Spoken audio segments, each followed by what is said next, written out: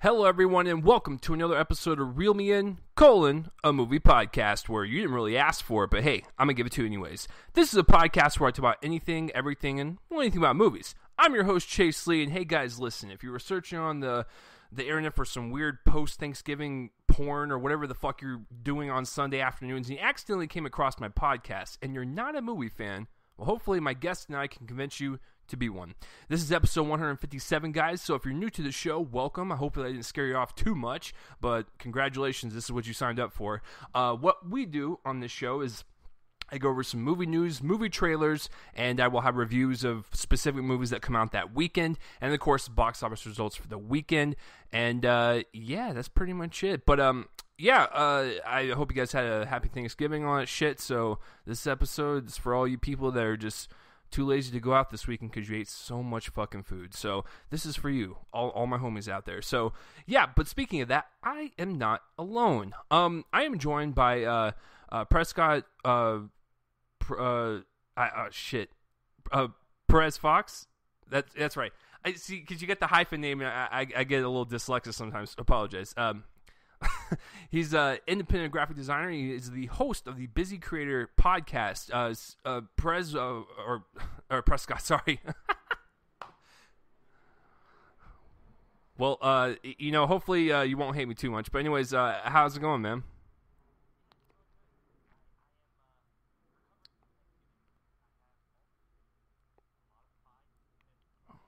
Perfect.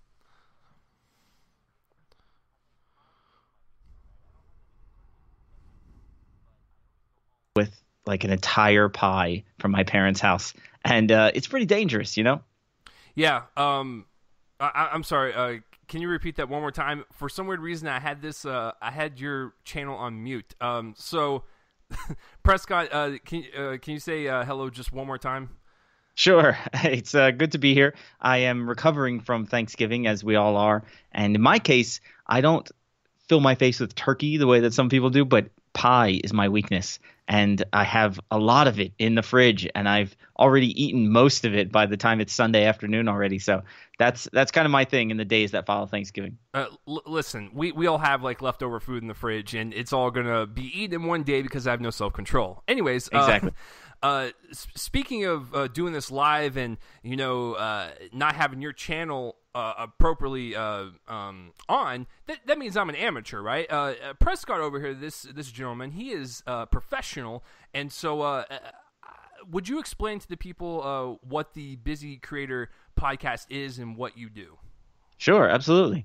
Well, the Busy Creator is a discussion program. It is a podcast, as it says, and I talked with other creative pros about their work and their process and their workflow, more importantly. So it's not a pure biography show where I just say, where'd you grow up? Where'd you go to college? That type of thing. And it's also definitely not one of these inspiration and motivation shows. I really want to get into people's studios and find out how they structure their work, how they decided to create a creative business versus, working for someone else or going freelance or whatever it is. And it's been really fun. And as we record this, we're coming up to episode 100 in a few weeks. So I'm really excited about the 100th milestone, and also to kind of look back and take it all in as a body of work and as this 3-year effort that I've been doing. Yeah, no, it sounds really awesome, and it's definitely more important work than having some 12-year-old prepubescent blonde-haired kid bitch about movies on the internet, and I'm referring to myself, by the way. Okay. So. That's a really cool thing that you do, just kind of like get inside people's minds and like pick their brains. Like that's cool, man. So, a little bit more about yourself. What kind of movies are you into, and what is your favorite genre? Sure. Oh, wow. Well, first I should say that I go to the movies a lot. Perfect. And this is the right show for you. Yeah, I try to go once a week. And sometimes, depending on what's going on, and I work as a graphic designer, and right now I'm freelance, so I have a project that's like 2 months long, and it's basically full-time hours. But in between the projects, or when I'm working from home by myself, I try to go even more than once a week, and I'll go on like a Wednesday afternoon.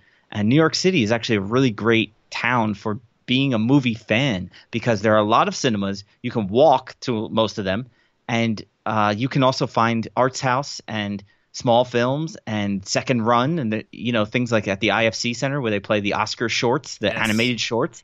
That stuff isn't around everywhere, even at these big multiplexes in the suburbs. So I really like going to the movies. Now, what do I see? I mean, you know what I really like? I don't even know if this is a popular genre, but I like sort of political intrigue action movies, like spy movies and Tom Clancy books come to life. And there's only kind of one every 4 years that's any good, where we actually have to think for a bit. And then, of course, there's like some kung fu at the end. And I really like those type of flicks. Yeah. But I also, in general, I really appreciate dialogue in movies. And I mean, that sounds kind of obvious, right? But there are so many films that you watch across all genres. It could be a Disney movie. It could be a Marvel action comic book movie. And you're just like, who writes this crap? The characters, like, they don't speak like real people. There's nothing interesting or humorous or even kind of elegant about it. And I'm a big Shakespeare nerd as well, so I really like when they dig into the language and when there's monologues that are flavorful and just interesting, and people want to quote it in the years to come. That type of thing.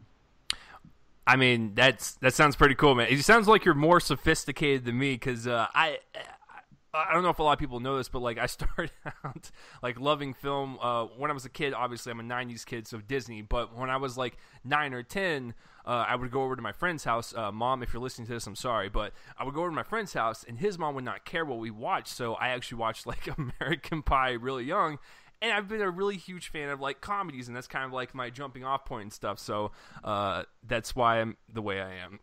Sure. But you know what? Even in a comedy, even in an action movie, even in like a cult 80s BMX movie like Rad, one of my all-time favorite films. Fucking Rad.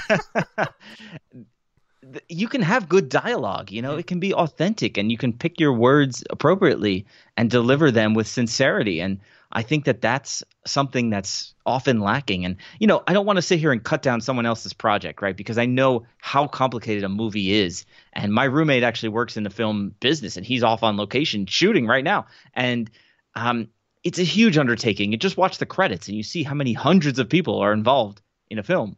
So to criticize and be like, oh, that line wasn't delivered the way I would have done it, like, it's almost – there's no point to that. But at the same time, when it is done properly, I can totally appreciate that. And you can deliver a 3-word line with distinction or, with purpose. And I really appreciate when that's done, even if it is kind of a lowbrow film. Yeah, me and your roommate have something in common. I'm a filmmaker myself. I got my bachelor's in film, and I can tell you it is hard as shit to make a movie, even if it's a short film. I've made plenty of them. They're all terrible. However, they took a lot of time to do, so yeah, I totally understand that. So, Prescott, before we begin, can you rate, since we're on Skype right now, all you audio listeners out there, so Prescott's going to describe what my setup is like, since this is what he does. So, from looking at this like really cheap microphone stand, this really cheap Blue Ball microphone, and my torn up Bose headphones in my bedroom, how can you rate how I'm creatively doing this podcast? Pretty poorly, right? No, hey man, you're doing your thing. And here's the thing. There's something I've learned actually through my project, The Busy Creator, that so much of it is DIY. And nowadays everything is DIY by default. Yeah. And so you have folks that are illustrators and painters and photographers, and they're putting stuff on YouTube and they're kind of chronicling their projects, and it's all DIY. And that's what's so cool. And I mean, I'm going to describe it. You have a bedroom with what looks like a lot of books and DVDs. That's about all I can see.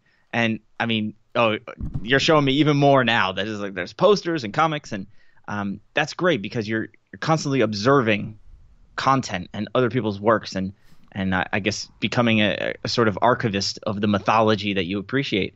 But yeah, all it takes is a few basic tools. And if you have the microphone that works for you and the headphones that work for you, and maybe you have some kind of foam that absorbs a little bit of sound, this very improvised I'm not that professional situation. Yeah, no, you do not need a professional recording studio and to do any of this stuff. And like there are folks, I watch a lot of YouTube videos, and a lot of the people I watch are like woodworkers and makers, and you can actually see in their early videos they're in the same garage or something, but it's like so empty because over time they've actually built more stuff for their own videos. Does that make sense? So they like one by one got these additional microphones, these additional lighting pieces, or whatever it is, even just a shelf behind them, and you kind of grow with them as an audience member. Yeah, no, you're right, because, I mean, when I started out 3 years ago, like I was telling you, I did it through my computer, and I would literally, it looked like I was making out with my computer, because the camera's right there at the top of the Mac, so I'd have to be, like, really close to the camera, because that's where the microphone was at, so yeah. I looked a little awkward, definitely as awkward as I look now, so... Yeah, thank you, Prescott, for coming on and whatnot, and yeah, let's without any further ado, let's get this started, man. So let's start with some movie news, and for this week's episode, we're going to be doing Moana together. I'm going to be doing Ally by myself and Bad Santa 2 by myself. So that is the rundown for the show. Movie news, guys. Breaking news. Here we go. So Spider-Man: Homecoming, the next one of the next Marvel movies in their Phase 3 slate.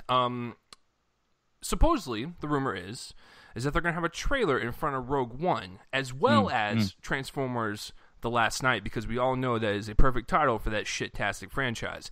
So, Prescott, I have to ask you before get into my thoughts on it. I'm assuming you think it's pretty smart to put these big tentpole blockbusters in front of Rogue One. I mean, this is like free marketing, basically. Yeah, I mean, there's always genre alignment with previews, with the trailers, right? That if you go watch an action sci-fi movie, you're going to see other action sci-fi movies, and you're probably also going to see fantasy and maybe, something with car chases. I don't know. You're probably not going to see the latest Jane Austen rendition. Although why not? There's some variety. So it makes sense. I mean, Rogue One is a big movie. And what's also interesting, and again, maybe I'm using my New York lens here, that in New York, you have to get to the movies early, before the showtime, to get in line, to get a good seat. So you're there, there's 20 minutes of ads approximately. You're there like 40 minutes before the film starts. You know what I mean? So you're a captive audience watching those previews. And I don't know how that is in other places. Do people turn up, 15, 20 minutes later because they know that there's going to be an empty auditorium and they can just pop right in? Or is it that they're really watching the previews? And it's an interesting, sort of medium in and of itself, that how people watch the previews. Do they talk during the previews? If it's a big crowded theater with lots of children, it's really hard to concentrate on the previews and sort of analyze each trailer. But yeah, Rogue One, I mean, of course, everyone's going to be watching because they don't want to miss the start of the film, but also they know it's kind of like the Super Bowl or the final episode of Friends. They know that people are going to attach themselves to this movie for something interesting or something new. Yeah, I think as a business move, it is totally smart to do this. I mean, you're going to have the most eyes on a trailer if you put it in front of a Rogue One, just like with The Force Awakens last year. So many big trailers. I mean, fuck, I think they had a Civil War trailer. What else came out this year that was big? I think they had a BVS trailer. What? Not sure. I don't maybe, know. Maybe Moana. Yeah, maybe Moana. I can just tell you that it was a humongous slate of blockbusters. I'm sitting there going, yeah, this is a great precursor to this movie. But yeah. Prescott, this is the first time we're actually talking and stuff. You told me that you're a big Star Wars fan. Yeah, I am. Are we talking about it now? Yeah, I figured this would be a perfect segue since we were discussing Rogue One. So okay. Yeah, are you excited for this spinoff? Yeah, absolutely. And here's why I'm excited, right? Rogue One, I've heard summarized as the whole plot of Rogue One takes place in the title crawl of Episode 4, in that yellow text that scrolls up. So the plot has parameters. It's a very small movie in terms of the Star Wars mythology. They don't go sprawling off to 50 different planets. They don't explore these weird alien creatures. It's just that sequence of events that leads up to Episode 4. And I like that idea of keeping it small and keeping it gritty, introducing some new characters, but they're going to die because if you've never heard of them by now, they're not in the rest of the trilogy. And that's kind of tragic, but it's also a neat way to keep a box on it and to keep a lid on it.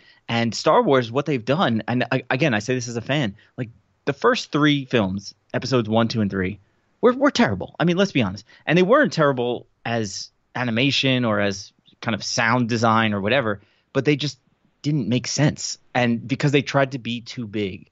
And I think that keeping it small is a really cool approach. So in some ways, it's the Star Wars film that we've been waiting for a long time, for 20, 30 years.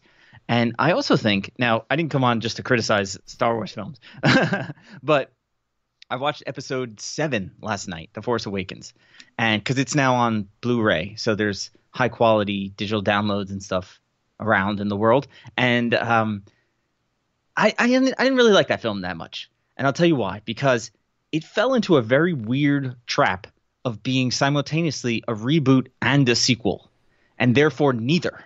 So I'm watching this and I'm thinking, this is episode 4 version 2. It's like the same beat of the same movie done 40 years later.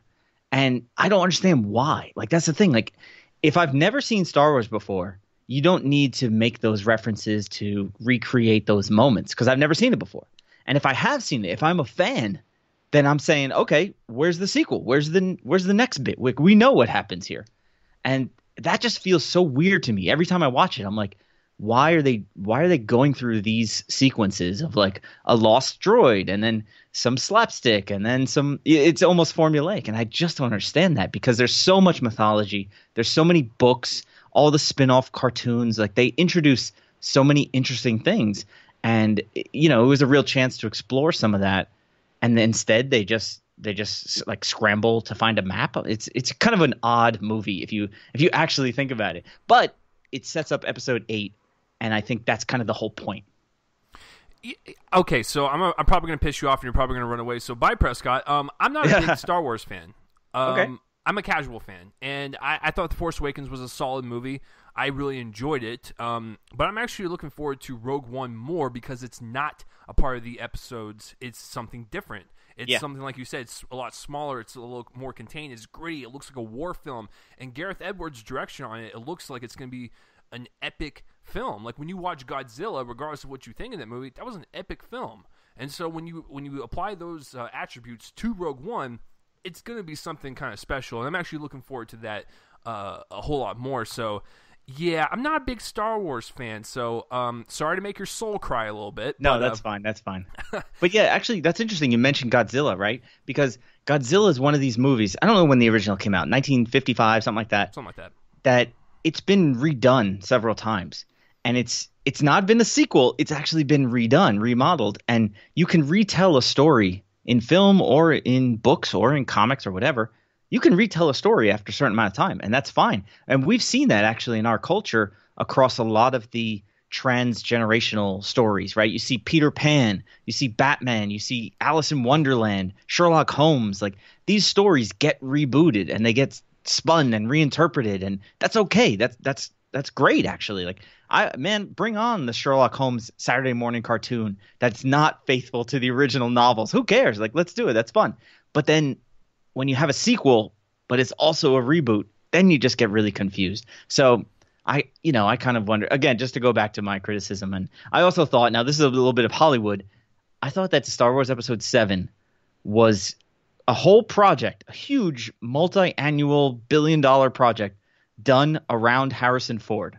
Like, not Han Solo, but actual Harrison Ford. Because the question is, can he do it? Is he willing to do it? Is he too old? Okay, he's this age. What do we do about the plot? We have to kind of arrive him at that part of the story. But then, is he going to continue to do the next ones? No? Okay, well, maybe we have to write him out of the script. The whole thing was about him. And I don't think that's a great way to tell a story. Well, I said this when I reviewed Force Awakens, and I'll say it again. The Force Awakens, you had to do a movie like that.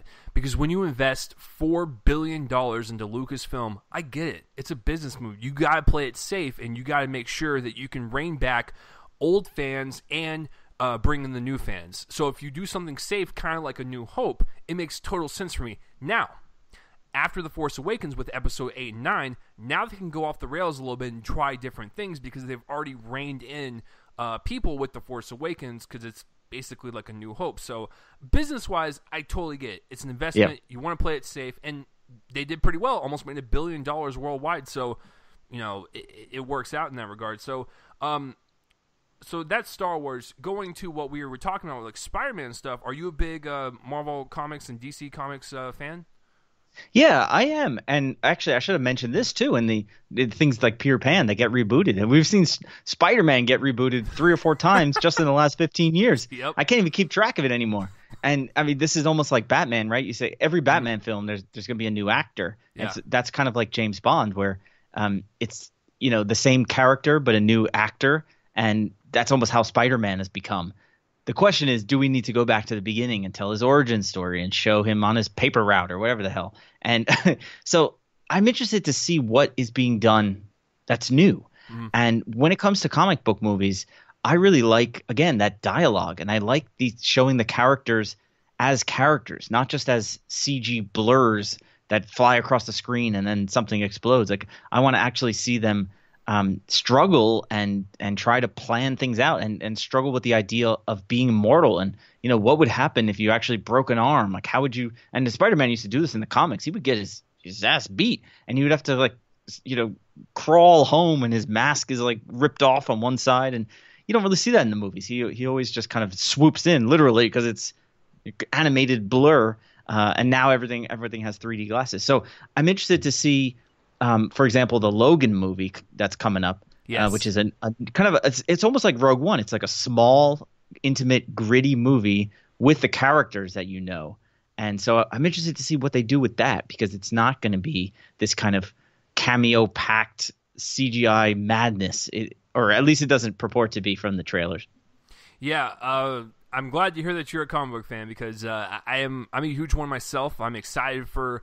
I was excited for this year's slate, and I'm excited for next year's slate. When you have a bunch of stuff coming from 20th Century Fox, from Disney and Warner Brothers, it's like, dear God, my wallet's gonna be fucking crying. It's gonna have no money in it. It's gonna be like, well, fucking feed me, and I'll be like, no, I'm paying for this shit. So, yeah. But going back to the trailers and stuff, it's such a smart move. And you guys are probably wondering, you probably are asking, why aren't you and Prescott talking about Transformers 5? Because we don't fucking have to. It's going to make $1 billion because people love that shit. And so putting it in front of Rogue One, business-wise, it makes sense.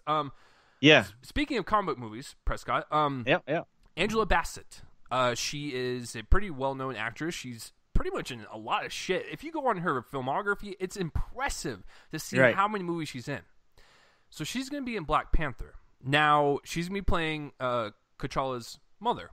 And I think that's pretty cool, considering, because I was listening to some people talk about this the other day, and it makes total sense that we're finally going to get like a mother character inside this Marvel Cinematic Universe, because most of these characters don't even have a mother, and if they do, we don't really see them. So I think it's going to be really kind of powerful, considering the events that happened in Civil War, that T'Challa kind of has that back and forth with his mother, considering what happens to his father. So.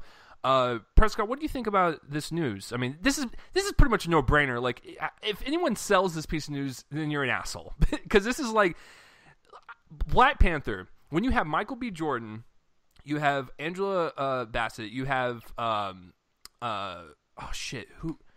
Jackie Robinson. No, I forget the actor's name, but he also played Jackie Robinson, the guy who plays Black Panther. Yeah. To the internet. I know, right? Hold on. Guys, this is why we do this live, because I have brain farts like this all the time. Chadwick Boseman, there we go. Sorry. Oh, yes. Anyways, it looks like a really strong cast. I'm excited to see what Ryan Coogler does for this movie, considering the fact that he did a very small independent film with Fruitvale Station. That blew up. Then he does a medium-sized film with Creed. That blows up. Now he's going to tackle his third ever film, which pisses me off because he's my age, and this guy's like on his third movie, and it's like, well, at 26 I feel pretty shitty now. So but now he's gonna be doing a big blockbuster and whatnot. So Prescott, going back to you, what do you think of the Angela Bassett casting, and are you excited for a Black Panther movie? Yeah, I mean, I'm very neutral, right? Because this is one of those weird things. This is like Hollywood does Hollywood, where you name some actors in some movie. I'm like, yay, that's good. Like, I mean, I like Angela Bassett. I have no reason not to. Whenever I see her, she's a solid performer. I remember her from like Olympus Has Fallen. That just jumped to mind. That she's sort of playing she's not the action woman on the front lines. She's a more cerebral role. And that's probably what she's going to be in Black Panther. I can't imagine she's like, got guns blazing, this kind of Lara Croft character. But it almost doesn't matter. Like the people who are going to see Black Panther are going to see it, right? Yeah. The people who know Black Panther as a comic book, and other people, they'd be like, "What the hell is Black Panther?" Oh, it's a comic book movie. Oh, it's it's tinted black with this kind of 1970s like blaxploitation history. I don't even know that much about the comic from those point of view, but especially following the success of the Luke Cage movie on Netflix or the series, I think it'll do very well, and I think she's a good addition. I'm not sure if she'll be a draw, right? Like, are there people who are following Angela Bassett and will therefore see her in everything she does? Like, perhaps, but it's not like Tyler Perry presents Black Panther where you can capitalize on that market.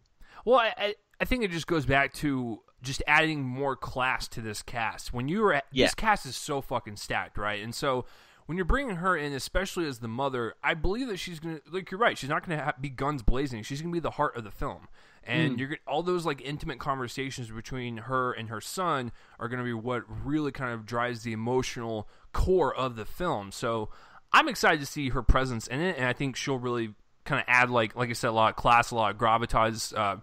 Whether it be a small role or not, I think she's going to really deliver. So, yeah, that's it for the news, guys. It's kind of a slow news week, but then again, it was Thanksgiving. So, but the trailers, however, are stacked, my friends. But one more thing that's interesting about trailers, because we mentioned, like, how there's a strategy of being added on. Yeah. That if you go to the movies a lot, as I do, you see the same trailers, and after a while, you're just like, oh my God, let it be over. And so, yeah, because, if you're sitting through 20 minutes of trailers, they're new the first time. They're interesting. Yeah. But the second time you see it, especially if it's for something that you're not really into, like The Wall with Matt Damon, you're like, oh, come on. Like, this super far-fetched, I don't even know. But that's one of those things where, you wish you could skip some of those trailers the second time or get like a custom package of trailers just for you based on what you've seen already. But I digress. And that's a great segue, because one of these trailers just makes me cringe. So let's go to speaking of trailers in front of movies. When I was in Moana yesterday, I saw this online, so I already knew it was coming. But I wanted to get like people's reactions, because there was a lot of families in the audience. The Cars 3 teaser. Now, it's only like a minute long, so it's not even that long. However, it shows a bunch of clips, and it looks like it's sport in the next Forza Motorsport game. It doesn't even look like a movie. It looks like a video game. But we just have the cars going around the track, and then we have Lightning McQueen basically flipping over in this car wreck, and then it cuts to black. And the text that follows is, from this moment on, everything will change. And then it goes to summer 2017 with the Cars logo. Prescott, no, but it didn't have the Cars logo. Here's the interesting thing, because I'm a logo guy. It had the shape that goes behind the cars. And I'm thinking, I'm in the audience. And actually, I saw Moana on Wednesday, just before Thanksgiving. So I think that was the opening day. There was a lot of kids in the audience. Nobody there could identify that was the Cars movie and a further sequel. They were like, "What was that?" Everyone was saying, like, "Huh? What?" They didn't say the character's name. They didn't feature the marquee voiceover. They didn't say from the people who brought you whatever, The Incredibles. All they had to tie it together was that shape, that that kind of glossy red chevron shape. Okay, that's a teaser trailer. I guess we'll see it further, but that was just a little sidebar from a graphic designer's point of view. But keep going. Well, I was just going to say that there were some kids next to me, and it was like a little girl, and she was like, "Oh, cars." So I mean, interesting. Okay. I think you're right, though. As a trailer, it doesn't really describe anything, but it is just a teaser, and Pixar is notorious for putting teasers in front of big either Pixar movies or Disney films to get people hyped. So that makes total sense. But as a trailer, we're going to really dive into this minute-long trailer just for a little bit.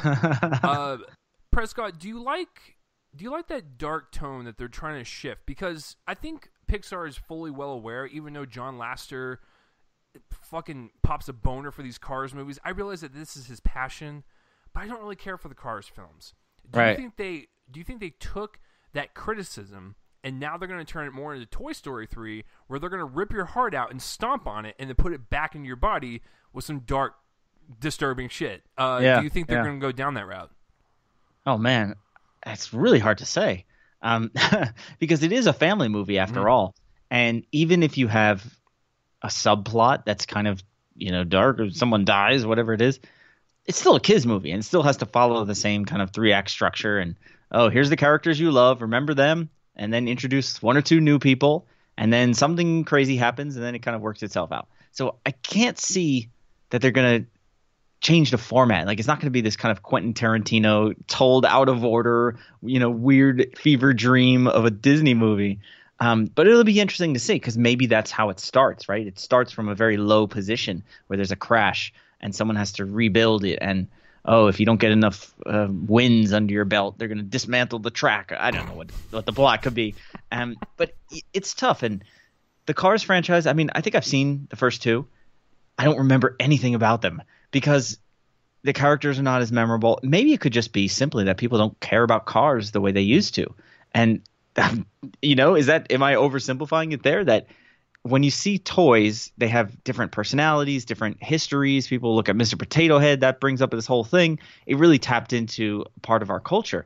But then you see a bunch of cars, and it's very specific to the people that played with either Matchbox cars or the people that actually work on cars as a hobby.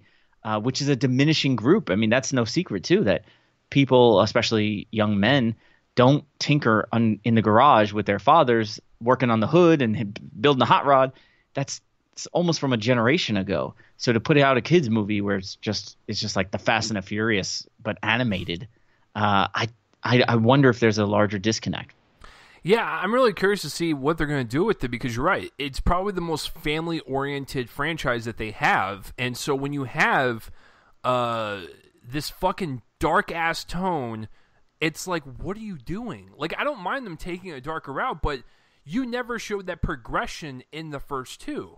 I remember that there were moments and flourishes of like people getting left behind and some other thematic elements that were pretty adult in the first two, but nothing as like a fucking car crash and then going, from this moment on everything will change. Can you imagine if in the teaser Lightning McQueen's rolling down the track and he's just being like ripped apart by the road, and then the next scene is like Tow Mater and he like says some shitty joke and then it says Cars 3. Like, it would just be like conflicting with tone. So at least they kept it consistent, I guess. But you're right, though. We're gonna have to see like a full-on trailer for it to even for us to even comprehend what's gonna even going on. But yeah, that's the Cars 3 teaser trailer. Woo! So speaking of crappy animated movies, the Smurfs are back once again. The little blue shit balls running in their little mystical acid-filled world. So Sony is the one that makes these atrocities, and the first two I did not see. But I didn't realize there were that many. Yeah. I hate the hibernation of live-action animation. Not a fan. I think Space Jam is the only one I'll ever care for because I'm a 90s kid. But this one is the third one, and it's fully animated. So there's no live action. And I gotta tell you, that's the smartest way to go about it because the first two are so god-awful. But this one, it looks like a kid's film. I'm not really... And I love animated films. We're about to talk about Moana here in a minute, but like this third Smurfs movie just looks like the same two that came before it, just without real live people. So, Prescott, what did you think of this masterpiece that will rival Godfather 2? Yeah. Well, this is so funny that you can watch 90 seconds of a film and make a judgment on it, and most of the time you're right. I thought to myself, my God, that looks terrible. And I'm not saying that as a grown-ass man. I'm saying that as a critic of film and cartoons. Mm-hmm. And I watched the Smurf as an 80s child, Saturday morning, the two-dimensional version. I watch a lot of animated films. I go to the theater by myself to watch Disney movies in New York City because I like them. Yeah. And then I saw this, and I was like, I saw this, and I was like, what on earth is happening? Because what they did is that they showed, even in the trailer, they showed how masturbatory the animation was. It was all 3D. There was things like flying at you from every angle. They basically showed like chase scenes. The whole thing is chase scenes, like this kind of false tension. And meanwhile, I'm like, the whole point of the Smurfs is that it's sort of an allegory, right? You have to examine society and you look at which characters represent you because their personalities are are so well formed, even though they only have a few lines. The Carpenter Smurf embodies all the nerdy stuff about engineers and the practicality versus this guy who's all heart, the artist, I don't know, the one with the mirror, whatever the hell. And and it feels like all that subtlety. And again, we're talking about like a newspaper comic turned cartoon translated from French or Belgian or whatever. All that subtlety was stripped out for this big, goofy animated film. And it's got to be one of these where, now I don't have kids, but I imagine where it's the real fodder there is just going to be like, take the kids to the movies. I don't care what you see. Yeah. This one's animated. Go see it. You know what I mean? And you know what? That is kind of a safe bet. It's like there has to be X amount of family movies on TV at any given time. So we need to keep feeding the beast. Unfortunately, you're right. The first two, regardless if they're awful or not, in your eyes, they made a shit ton of dough. So, of course, Sony's going to make a third one. But I will give them props for making it all animated instead of the hybrid. So that will be the one positive, is that there were no live action people and not Neil Patrick Harris running around like a fucking idiot just going, what's that thing on the floor? Is that a Smurf? And he kicks it and he kills it. Whatever. I don't even watch the fucking movies. But this one, no thank you. So moving on to the next one, The Comedian, starring good old Robert De Niro, and Leslie Mann. Robert De Niro plays this aging comedian, if you will. Mm-hmm. And he basically comes back to Prescott, because you're from the East Coast. It's set in New York, right? I don't know. So this is interesting because I don't think I saw this trailer when I watched certainly Moana, but I don't think I've seen it at all. But whoops. I know a lot of comedians. Mm-hmm. So I think the premise is fascinating. I mean, I looked up the movie just to see what the heck is going on. Yeah. That I know comedians that work in New York, and I know some of them that work the road, and they tell these stories, and it's really a fascinating sort of slice of life, that the art form of stand-up comedy, which goes through peaks and valleys, and it also, some people ride the wave and it leads to other things. It leads to television writing, it leads to hosting and general kind of showbiz stuff, but then other people that just choose them out, and they are on the road doing these $30 gigs in Sheboygan and getting paid in fish sticks and like ridiculous stories like that their whole life. I mean, that's their career. They're a road comic. They play in Kutchers in upstate New York at these family reunions and this type of weird stuff. So I wonder if it's going to explore the dark side of comedy, because every comedian will tell you like how messed up comedians are. And I don't know if it's like this for dancers or for whatever, for actors or for fine artists that do installations or something. But like, comedy attracts a lot of demented people, a lot of former lawyers too, for some reason. And I'm interested to see how they pull that off. And the curious part, though, is that Robert De Niro, although he has some comedic roles under his belt, generally speaking, is a serious actor. And a lot of times what they say is that if you're a comic, if you're trained as a comic, especially stand-up, you can adopt a serious role. Well, you can do it. You're able to do it, first of all, whether it's easy or not. But then for a serious actor to jump into a comedic role is very hard, almost impossible. And so you look at people like Tom Hanks, who started as a comedic actor, and then next thing you know, he's doing Saving Private Ryan or whatever it is, like these very serious films. That makes sense if you have comedy training. I'm thinking even of Jim Carrey, who's done 2 or 3 serious movies like The Majestic and I don't know, even The Truman Show. He's really good as a serious actor. Whereas the opposite is very hard to do. So that'll be interesting. You're right, though, because speaking of Jim Carrey, my favorite movie that he's ever done, well, shit, he's got... Okay, Man on the Moon is fantastic. So is The Truman Show. But I think the pinnacle of his career, and to show his dramatic chops and the dark side of his acting, is Eternal Sunshine of the Spotless Mind. Oh, yeah, of course. How could I forget that's fantastic. And then when you look at like a Robin Williams, one of the best films he ever did was 1 Hour Photo, and that was one of the most dark, demented things he ever took on.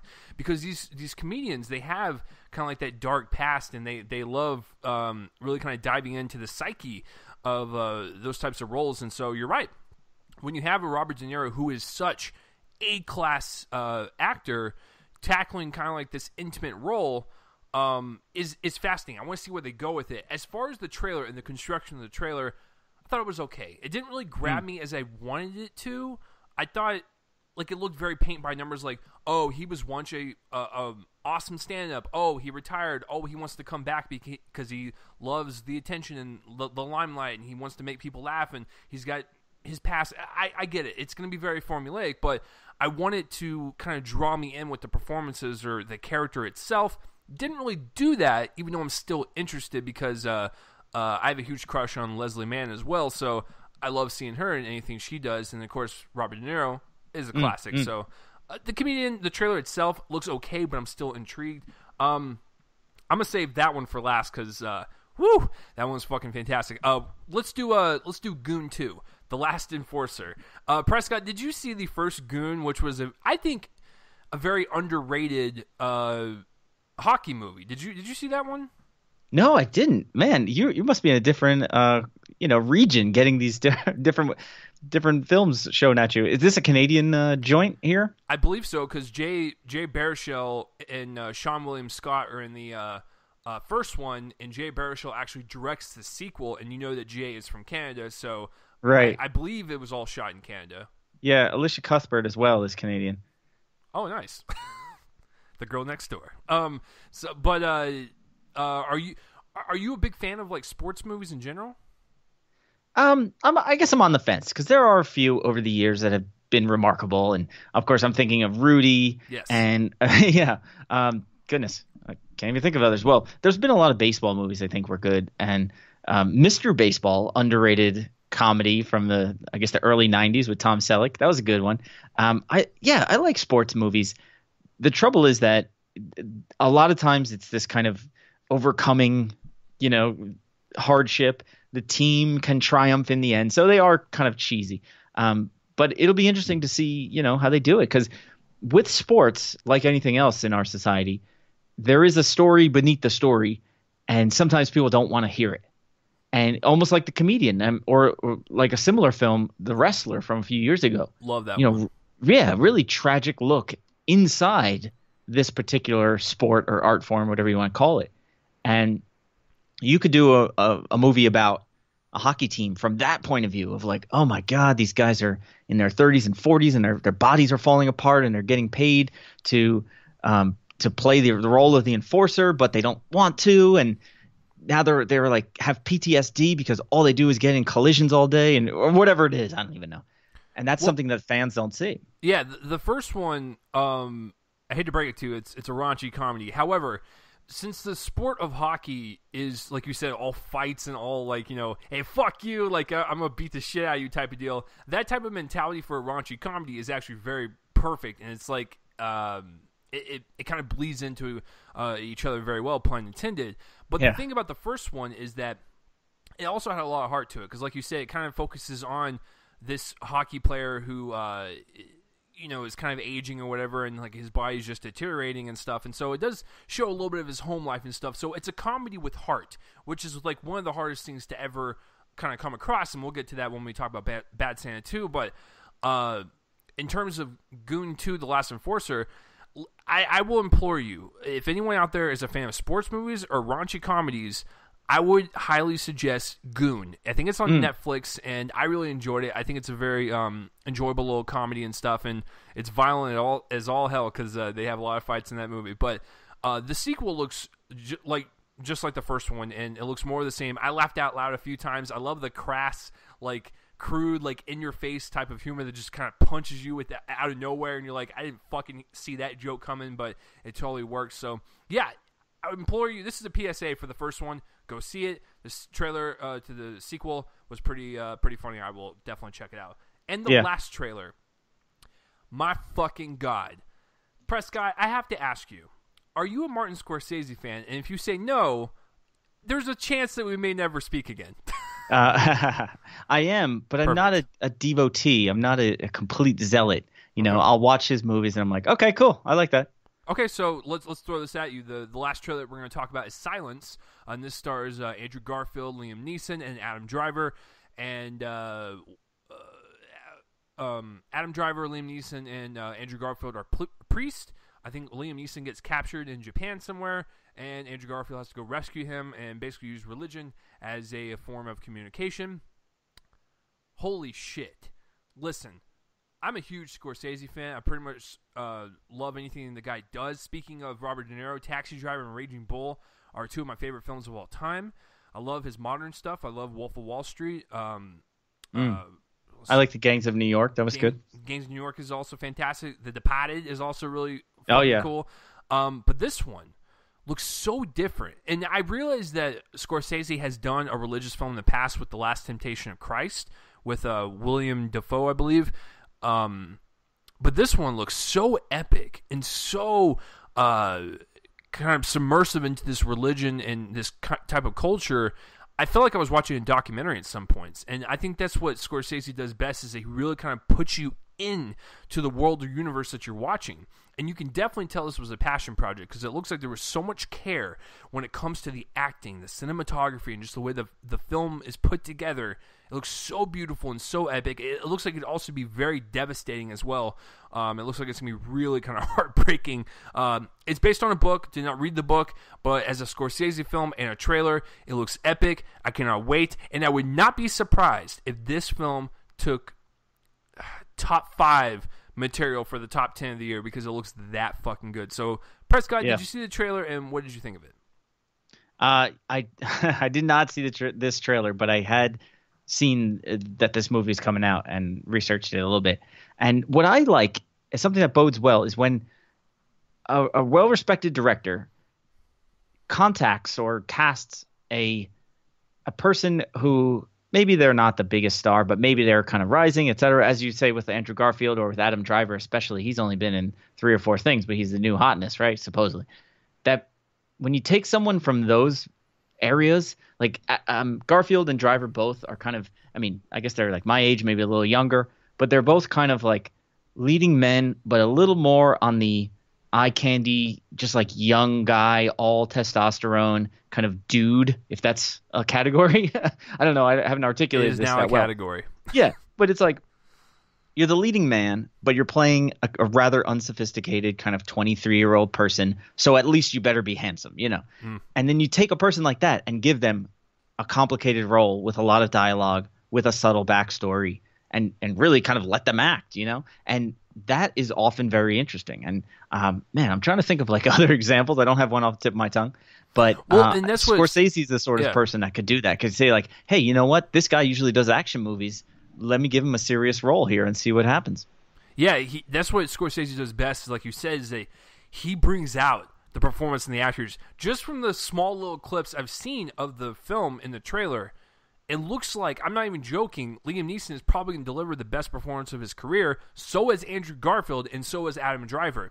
Now, I saw earlier this year Hacksaw Ridge, and Andrew Garfield is magnificent in that film. Yeah. I don't know if it's possible, because I know it's possible in the Oscars to get nominated for lead and supporting in the same year. We saw Jamie Foxx do that with Collateral and like Ray. That's an example. But we've never really seen 2 lead performances by the same actor. I actually don't even think that's possible. If I had to put my money on it, I would say that Andrew Garfield's probably going to get nominated for Silence over Hacksaw Ridge. And I haven't even seen Silence, but just knowing that it's Scorsese, and as much as I liked Hacksaw Ridge, and as much as I think of Mel Gibson as good as a director, not as a person, as a director, he did bring out a great performance in Garfield and pretty much that whole damn cast.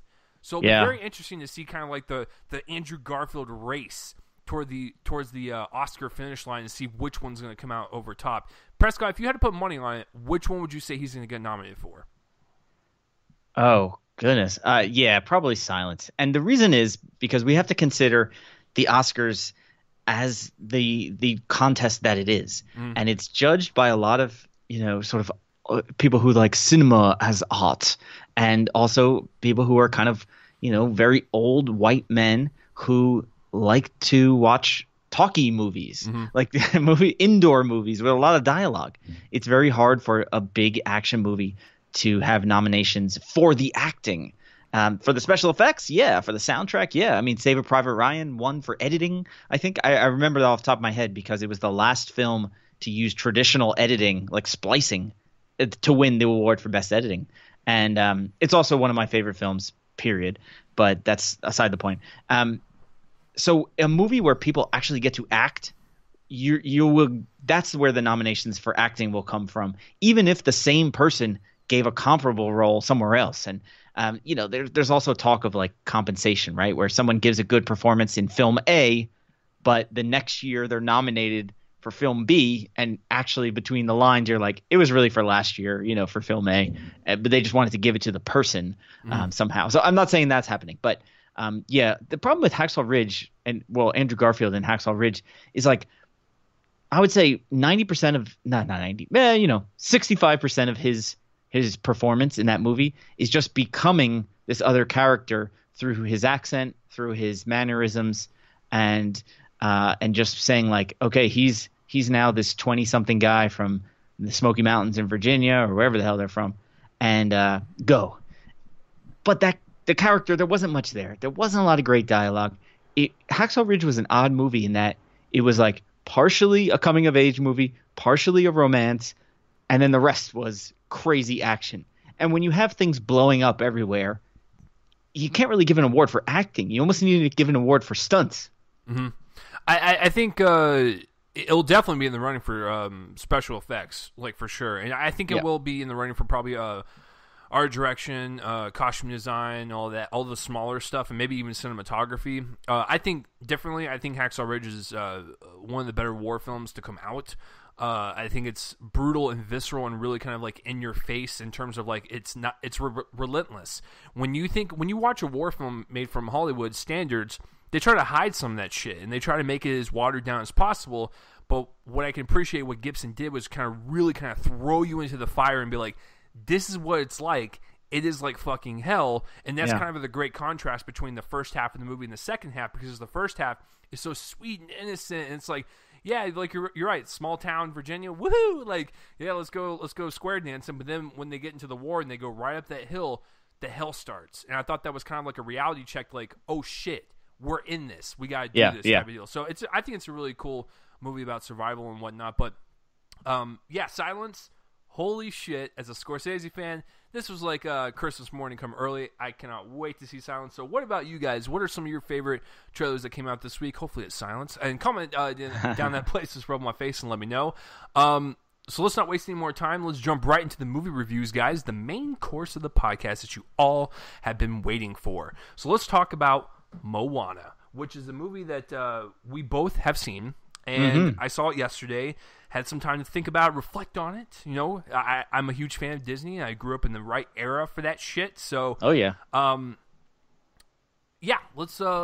do this. So let's talk about some of the positives. Okay. Prescott, Moana, if you guys don't know, it is an animated Disney film. Moana plays this character who's on an island, kind of in the Hawaiian culture, and she goes on an adventure to basically restore this green stone inside the heart of a mountain. That's basically it. I don't want to spoil anything else. That's kind of like the thin basic plot, but she kind of goes on this adventure, meets Maui, played by Dwayne Johnson, and the adventure begins with a stupid chicken, a road trip on the sea, and a weird fucking creature that they encounter. So, starting with some of the positives, Prescott, did you think this is one of Disney's better animated films, and what did you think positively about the movie overall? Sure. Goodness, a lot to take in, first of all. Did you see it in 3D, by the way? I did not.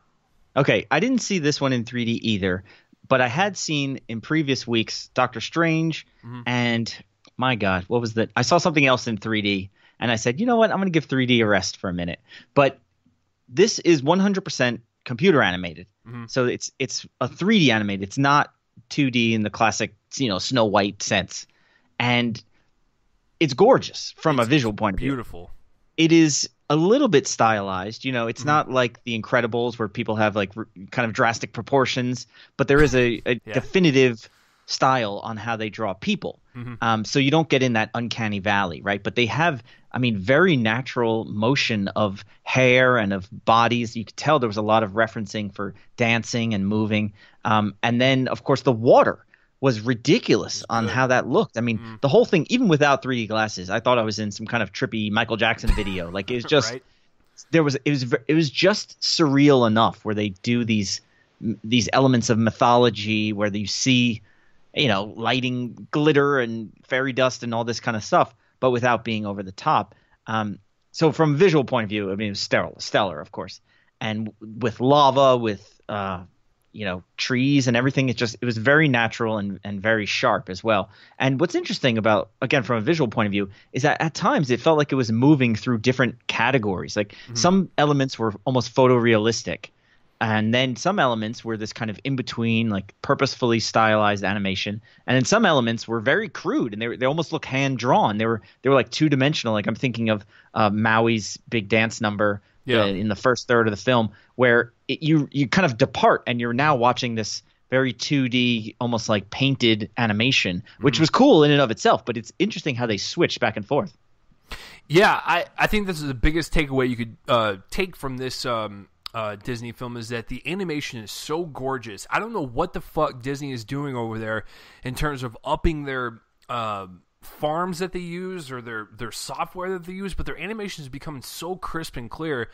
It's getting downright scary because, like what Prescott said, some of the backgrounds are so photorealistic, it looks like they are actually placed on an island. And the water is so just realistic. You can see individual waves. You can see like down beneath like by 5 feet. Yeah. It's fucking crazy.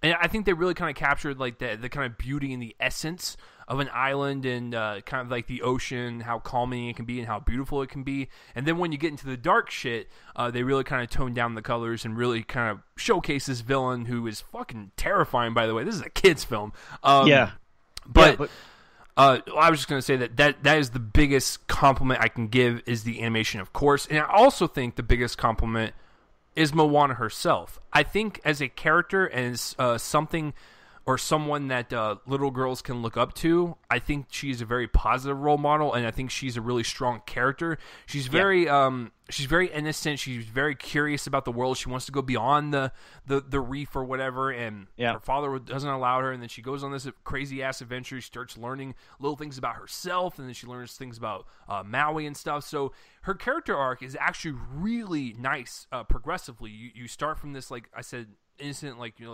curious little girl, and she becomes this really strong, independent woman at the very end. And I really kind of enjoyed that. Did you like the character of Moana herself?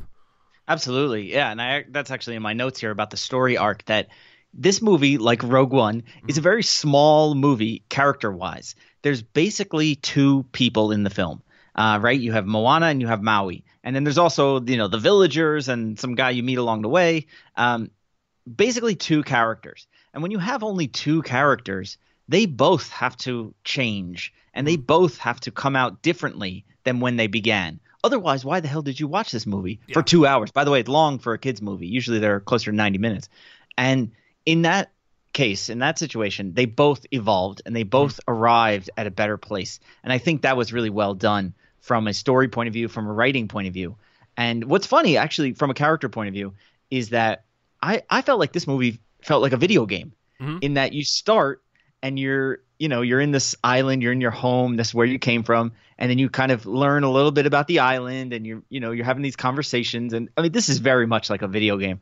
And then you start on your quest, and you have to learn different skills as you go, and there's waypoints, and there's like events along the way. So it's just plotted like a video game, and there's like this mini boss, and you have some skills to that point, but then when you win, you acquire the fish hook, in this case, in Maui's fish hook, and then now you have even more skills, and you're really learning how to explore the world and be self-sufficient. And by the time the end boss comes, you figure out how to find the patterns in her tactics.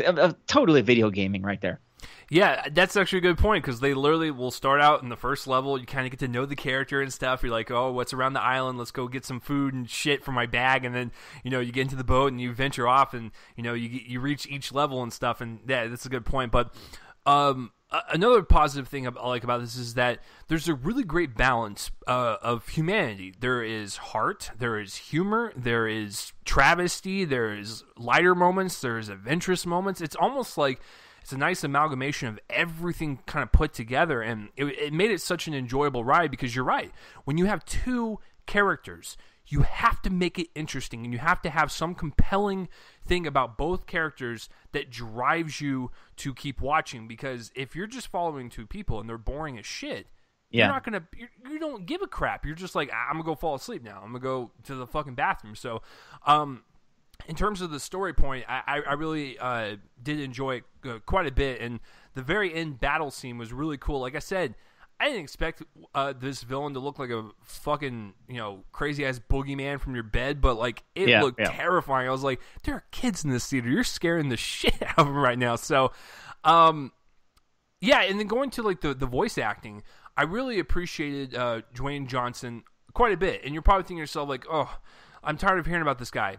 I am to a point as well. However, what I really liked about his performance is that, yes, he is this cocky demigod who's just kind of like really into himself, kind of narcissistic. But there's that one moment in the middle of the movie, and Prescott knows what I'm talking about, where we kind of like see him kind of break down a little bit. And even as a demigod, he still has some weak points. And that kind of shows a little bit more humanity inside of him. And you kind of know why he's kind of like that. But you start to see kind of the quieter moments and the smaller moments with his backstory, and it was kind of touching a little bit. I was like, "Hey, Dwayne Johnson, you're doing pretty good voice acting through that microphone." Oh yeah, I enjoy that. But Dwayne Johnson, yeah, great powerhouse, very charismatic. Sure. And he also is a natural performer. I mean, of course, his background in wrestling, that's so long ago now. Most people know him as an actor. But the reason that transition could happen so easily is because he is such a natural showman, and he knows how to control his voice and his facial expressions and ham up the lines that are appropriate. So I think he was great casting. And also, and I heard this, maybe it was on Colbert or something, where Lin-Manuel Miranda, who is who contributed to some of the songs. He didn't do the whole soundtrack and score, but he did some of the songs and lyrics. That he actually wrote the song for Dwayne Johnson based on old footage from wrestling and from his tapes, and he kind of reverse engineered his voice, The Rock's voice, to see like how he goes up and then down and then up and then and things that are natural for him because he's not a trained singer. Yeah. But he has that one song, and I think it's really great. And there's a little bit of rapping, so you don't really need vocal strength to do a lot of rapping. Yeah. But they found a good song for him, I think he knocked it out of the park. You know who is a great singer, and I'm not going to even attempt to pronounce her name because I cannot, is the lovely actress that plays Moana. Her voice is so angelic, and every single time a song would bust out, I was actually waiting for it because I'm like, yeah, I want to fucking hear that shit, because her voice was so melodic, and you actually like are so calming, like as an audience member when you're watching her sing a song or just act in scenes in general. Her voice is very magnetic, and you actually want to like see more of this chick's work. As soon as I left, I was like, I cannot believe that they actually hired like a trained like singer that actually does this, and not like some big name actor who's kind of faux singing. As much as I like Dwayne Johnson, he is not a singer.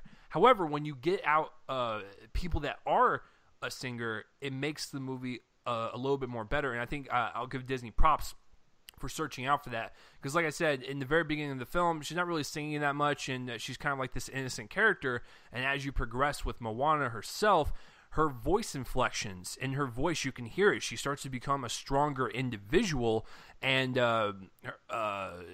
that's something that you can't really train like a person with a singing background to do. She's not even that big of an actor, so I was really kind of impressed with her performance as well. Did you like the young woman that played Moana? Sure, absolutely. Yeah. And I think, okay, so I'm going to try to pronounce the name. Auli Cravalho? You did better than me. Auli Cravalho? I haven't heard it pronounced, but that's how it looks spelled. And she's only 15. That's, to be noted. And she might have even been 14 when she recorded the songs and everything. Yeah. So the fact that she can sing like that is indeed remarkable. But it lends some authenticity, too, that they have someone that age. Yeah. Because I'm thinking of, one of my favorite Disney movies is Beauty and the Beast from 1991. And Paige O'Hara does the voice of Belle, and she is a well-known Broadway actress. So doing the acting voice of a young woman who's supposed to be 20 or so, like at that point it doesn't really matter if you're 35 when you play the voice part, but your character's only 20. As long as it works, it works. But to have an actual 15-year-old playing someone that age and being able to sing at such a top level, it's remarkable, definitely. And what else do you think about the soundtrack in general? Are you a big musical guy? Do you analyze it the way that most people do, or some people do? Okay, so I am not a musical fan. However, I will say this with a caveat, and this will be 2 weeks from now, but I really loved La La Land, and that kind of put me in like this musical mood where I'm just like, well, fuck, I want to watch anything with music now. I thought the songs kind of really harken back to like when I saw, I mean, and I'm not just saying this because they both deal with oceans, but like The Little Mermaid and how catchy the songs were, or like Aladdin or Beauty and the Beast or Lion King. Oh yeah. I'm not a huge fan of musicals, and I'm a little hesitant on watching them because usually when they have or they bust down to a song, whether it be satire or real, I don't really see what the point is to sing it rather than just do it or show it. But right. However, I will give the exception to Moana because, like I said, there was kind of like this like fun adventure vibe to it, and like I was just having so much fun with it to where when they bust down the song, it actually didn't bother me, and I was like, yeah, these are actually kind of catchy. And it's like you said, Lin-Manuel Miranda, he didn't do all the songs, but you can definitely see that his influence was put in there because this guy is coming off of the hot Broadway Hamilton, and so he's really hot right now in terms of like getting for work. And I thought all the songs were catchy. I thought all of them had some nice beats to it. I was actually toe tapping for a couple of them. Some of them were really sad and kind of heartbreaking. A lot of them were fun and upbeat. So I think as a non-musical fan, I was pretty impressed. And the kids around me, because I do listen to that, folks. I do listen to audience retention around me. The kids were enjoying them too. Like everyone was just having a good time. So I was like, yeah, I guess I'm having a good time too. So what about you? Did you like the soundtrack to it? Yeah, I think I'll have to listen a few more times. And obviously I didn't memorize all the songs just from sitting in the audience once. I don't have that superpower. But with song, now I'm a fan of musicals, and I live in New York, so Broadway's always around and that sort of thing. But especially the older musicals in the 20th century, where the medium or the idiom is jazz, right? And so you have all those old kind of who's like starring in them. I'm thinking of those MGM movies, with like Ginger Rogers and whatever, and like a lot of those songs are jazz standards, and you have Gershwin songs and Porgy and Bess and whatever it is. Like the medium was jazz, and that went all the way through the 70s, I think, with a chorus line and with cabaret, and then it started to change to become rock, and then now it's almost like the Broadway idiom is almost closer to hip hop, if that makes sense. Yeah. And that's a little weird for me, but I still can dig it.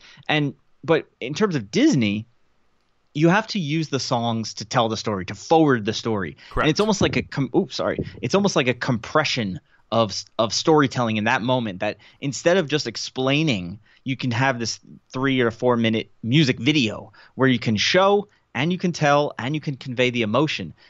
Now, the people that really study musical theater, and there's a theory behind it, that each song, I don't have this vocabulary at my fingertips, that songs fall into different categories. So some of them are just like establishing songs where they talk about the setting, and some of them are character-driven songs where they talk about the single character's desire. Others are kind of like the character's struggle. So like Somewhere Over the Rainbow in Wizard of Oz, like that's the classic kind of internal struggle about the deeper yearning versus like If I Only Had a Brain, where it's like it's almost introducing the character, but it's the MacGuffin. It's like the thing that they want rather than the feeling that they're suffering through. So you have like one of each of those in this movie. You have this one where the island, and they say, oh, should they never leave? And I forget the other ones. And away. I was actually thinking about that as I was leaving. I was like, which one of these songs is going to be the next Let It Go and be fucking played over and over again? I was thinking the one that plays at the very, very end. Well, there's also reprises, and they kind of bring it back, and they do a second. They do that a couple of times. I think that will probably be the next Let It Go. But so we touch upon the story, the characters, and the voice acting, and the music. In terms of the animation and the cinematography, I thought this was definitely one of the more kind of colorful type of epic ones that Disney has done in their kind of modern Disney animation run, because they've done their modern ones include like Tangled, Wreck-It Ralph, Frozen, and now this one. I think this is definitely the most like wide scope one they've ever done, even though it only deals with the ocean, because they venture off into like some weird territories in this movie. They also venture off into territories on the islands themselves and stuff. So I think for like a cinematography standpoint, it's definitely like the most epic and kind of wide scope one they've ever done in terms of adventures, if you will, modernly. But Prescott, what about you, just to kind of like wrap it up? What are your overall thoughts on Moana, and what would you give your score? Oh, goodness. Well, let's start with the score, right? I think it's got to be, on watching it only once, I would say it's a solid 9 out of 10. Is that your rating? Is it, or do you do... I'm going to go, I'm going to give it a solid B. Now, well, you do letter grades then. I do letter grades. But for you, for you, it'd be an A minus? A minus, yeah. I can't say anything was specifically lacking, but on a first watching, it did not seem to have the eternity of, for example, a Beauty and the Beast or a Lion King or something like that. Yeah. And maybe that was because it only had 2 principal characters. Maybe it was also because as an adventure story, you kind of know the arc, you know the plot, but then at the same time, it was really long for such a plot. But I thought as an adventure story, this is the idea of like the call to action, that the person wants something else in the world, and they're called on this adventure by external forces, and then once they're on the way, they discover not only like trinkets and artifacts in the world, but they discover themselves. And for that plot to unfold, it's like, all right, hurry up, get to the point. Like we know you're getting somewhere. Yes, there's going to be stumbles and setbacks, but let's wrap this thing up.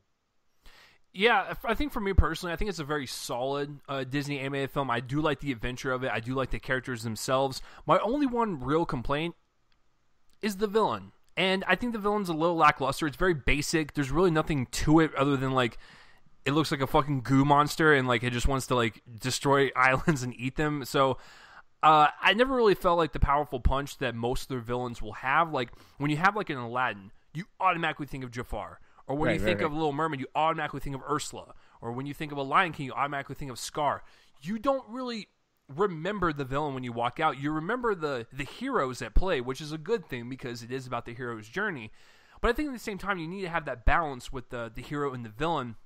And I just didn't think the villain was like up to par to what Disney usually does in terms of villains. Because hell, even Frozen...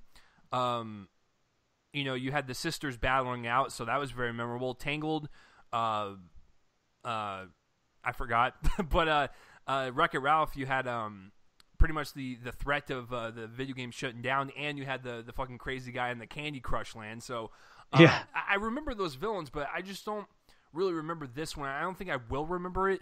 I'm just gonna be honest with you, but I think it is a very solid journey. It's very beautiful to look at. Such a very wide scope animation. Like I said, I don't know what type of farms they're using or software they're using, but their animation is becoming so crisp. As I was watching it, I could see individual like threads in their clothes. I could see like individual like pieces of grass, and I'm just like, Disney, what are you doing? Like, we're gonna venture off into like this reality where you're gonna have like these animated films that look so realistic. I'm gonna feel like I'm gonna watch a live action movie. So yeah, I think a B for me overall. And for you, A minus. Did you, just real quick, did you like the villain? Yeah, well, the interesting thing is that, not to spoil the entire movie for you, but for the listeners, that is, but the idea is that the villain is summoned at the beginning of the movie by this kind of cosmic accident. Yes. And the whole movie is about putting things right. The return to order from this initial chaos, which is a very Elizabethan idea. You see that in Shakespeare a lot. And how do we set this chaos? How do we put it back in the box, right? Mm-hmm. And so the villain, you're operating with the premise that the villain was summoned. But actually, the villain was always there. It was just transformed from something that wasn't a villain, something that was heroic or something that was loving. And one didn't die and the other was born. It just translated. So, but they didn't explain that. Like, they could have thrown in literally one line yes, I guess most of us figured it out, but there's kids watching. They could have spoon fed us and been like, "Oh my God, it was him all the time," like that type of thing. So in that regard, it was interesting. But also the villain, if you want to call her that, didn't have any dialogue. No. So there was no. It was in that regard, it was a small movie. The majority of the talking lines went to these two characters, and especially the kind of emotional arc lines, because the grandmother is still the grandmother, the father is still the father. Like they didn't really change as characters. Although the grandmother sort of became Obi-Wan, but I'll leave that out for now. Overall, guys, Prescott and I both recommend this film. So what did you guys think? What did you guys think of Moana? Comment the place to rub my face and let me know. A- from my guest, and then B for me. Moving on to the second movie. Prescott, do you have to go or can you stick around? Yeah, man, I can stay. Oh, see, I was just curious because I know that we only agreed on an hour, but sometimes when you're talking with people, it expands longer. So I didn't know if you were busy or not. But okay, so since you're here, I'm going to spin the fucking tables on you. We're going to be talking about Allied now, which stars Brad Pitt and Marion Cotillard, and it's directed by good old Bobby Zemeckis, Robert Zemeckis, if you will. Mm-hmm. And this film, without giving anything away, Brad Pitt and Marion Cotillard are basically soldiers fighting against Nazis, and then they fall in love. And then the main crux of the movie is that the battalion that Brad Pitt is working for, they go, "Yo, your wife is a German spy. You need to assassinate her." And then there's your movie. And that's all I will say. I will not tell you if she is or isn't. That's pretty much it. So since Prescott is still here, I'm going to flip it on you now. I want you to interview me and ask me questions about the movie, and that's how I will review it. Okay, great. Well, I'll tell you what, I want to see this. So I think you're going to spoil it for me because I do like war films and I do like espionage and kind of political intrigue, like I'm saying. Right up your alley. Yeah, and I heard that there's a twist in the movie, so I don't know. I forget who spoiled that for me, but I think it was one of the late night shows actually. That maybe it was Marion Cotillard herself. I think she was on Colbert recently. Mm-hmm. But yeah, okay. So first of all, before we get to the actual nitty gritty of the plot and who intercepted what telegram, was it on par with the top World War II movies that you've seen before in terms of costume, in terms of artifacts and the housing and everything like that? Did it really take you back to 1930s, 1940s? Okay, so here's the weird thing about the aesthetic of the film, and I don't think this is Robert Zemeckis' fault. I think what he was trying to go for was like this old school look that kind of looked like a Casablanca or like an old school film. So I think like in terms of art direction and props and costume design, it was really well done, and I really appreciate kind of like that time frame that everything was placed in. But with that, on the same coin, the aesthetic of the film also was a little too fake looking, and I don't know if that was his whole point, to make it look like a set, to make it harken back to the 50s or the 40s or whatever. Mm-hmm. But I just felt like some of the sets and the set pieces, it looked a little too artificial for me, and like I said, I don't know if that had to do with the lighting, camera placement, whatever, but there was just something weird about it in terms of grounding yourself in reality and really kind of putting you in that situation. But I think for the most part, I think he did it as accurate as he could. Mm-hmm. Yeah, it's always interesting because, I mean, folks like to see these period pieces, and Downton Abbey was a huge hit on television recently, and Mr. Selfridge, and that was a little bit earlier, this kind of Edwardian England. And of course, World War II movies are ever present. And I wonder, 50 years from now, are we still going to be doing World War II movies? Hopefully that will remain the biggest war that we see in that time, but you never know. So it's always interesting to see how people can recreate it in their own time. And then when you go back and watch a movie decades later, like The Godfather, for example, part of that is supposed to take place in the 1940s, but because it was made in the 1970s, it really smells like the 1970s. Yeah. So that's always kind of funny too, Like as we get HD, we get more accurate, and we get computer effects to fill in everything, like even what they call production graphic design, putting posters, putting labels on soup cans, that sort of stuff is getting more and more intricate. Mm-hmm. But yes, that's part of the film as well. But maybe that's superficial to most people. What did you think about the principal actors? Were they a convincing couple? Did it feel wooden? Did it feel odd at all? This is what's weird about the relationship of the movie, is that the movie literally starts out with Brad Pitt dropping into the movie. That is a literal representation. You'll know what I'm talking about when you see it, but he literally drops in, and as an audience, you were dropped into this movie as well, and the romance happens quickly in terms of like, hey, this is your wife, you need to go undercover, go. So they have to get to know each other and whatnot. And I realize that it's going to be wooden in some scenes because they're not really a couple, they're just playing along, but they also have to trick people and be like, yeah, we are a couple, so they have to get intimate and whatnot. The weird thing was, I actually didn't feel for them or actually get connected to them as a real couple until the very end of the movie. There was something about the way they were acting across from each other to where I just didn't really feel it personally as an audience member. I realized that they were trying their hardest in terms of acting and whatnot, but as far as the characters go, I actually really didn't care for them until, I want to say the third act. Actually, I'll take that back. I didn't care for them until the turning point, which is your wife is a German spy, go assassinate her. And before we go any further, people, that is in the trailer. That is not a spoiler. That is literally a thing in the trailer. But so I'm going to say, like, yeah, the whole first half before that, didn't really believe it. Just kind of like watching two beautiful people do the best they can in terms of romance. But after that point, there was a turn. There was a switch in Brad Pitt's character on how paranoid he was and how Marion Cotillard was kind of just doing her thing, and you didn't really know if she was telling the truth or not. But when she was actually like really convincing with her emotions, going, I do love you, like this is not a game anymore, and then he'd be like, are you sure about that? And like that's when I really start to feel like the meat, the emotional core between them. But yeah, before that, I'd say it was a little wooden and stale. Okay, yeah, that's interesting. And part of the reason I ask, of course, a little bit of off-screen gossip, that Brad Pitt met Angelina Jolie, or supposedly they fell in love when they were filming Mr. and Mrs. Smith, where they're pretending to be a couple who are also spies and they're sort of adversaries and et cetera. And then rumors, I don't know too much about this, but that Brad Pitt and Marion Cotillard had an affair in real life, which is sort of why he broke up with Angelina Jolie in 2016. So if the on-screen couple is actually together off-screen, that usually lends something to the performance. But depending on how it was filmed, sometimes they're barely even in the same room. Like everything is over the shoulder, and you have a stand-in, or you know what I mean, like that type of thing. That you don't even get to enact the chemistry. You don't get to explore the relationship between the two. So that'll be something I'm watching for when I go see this one. You know what's really interesting about what you just said, and I can't believe I forgot to mention this.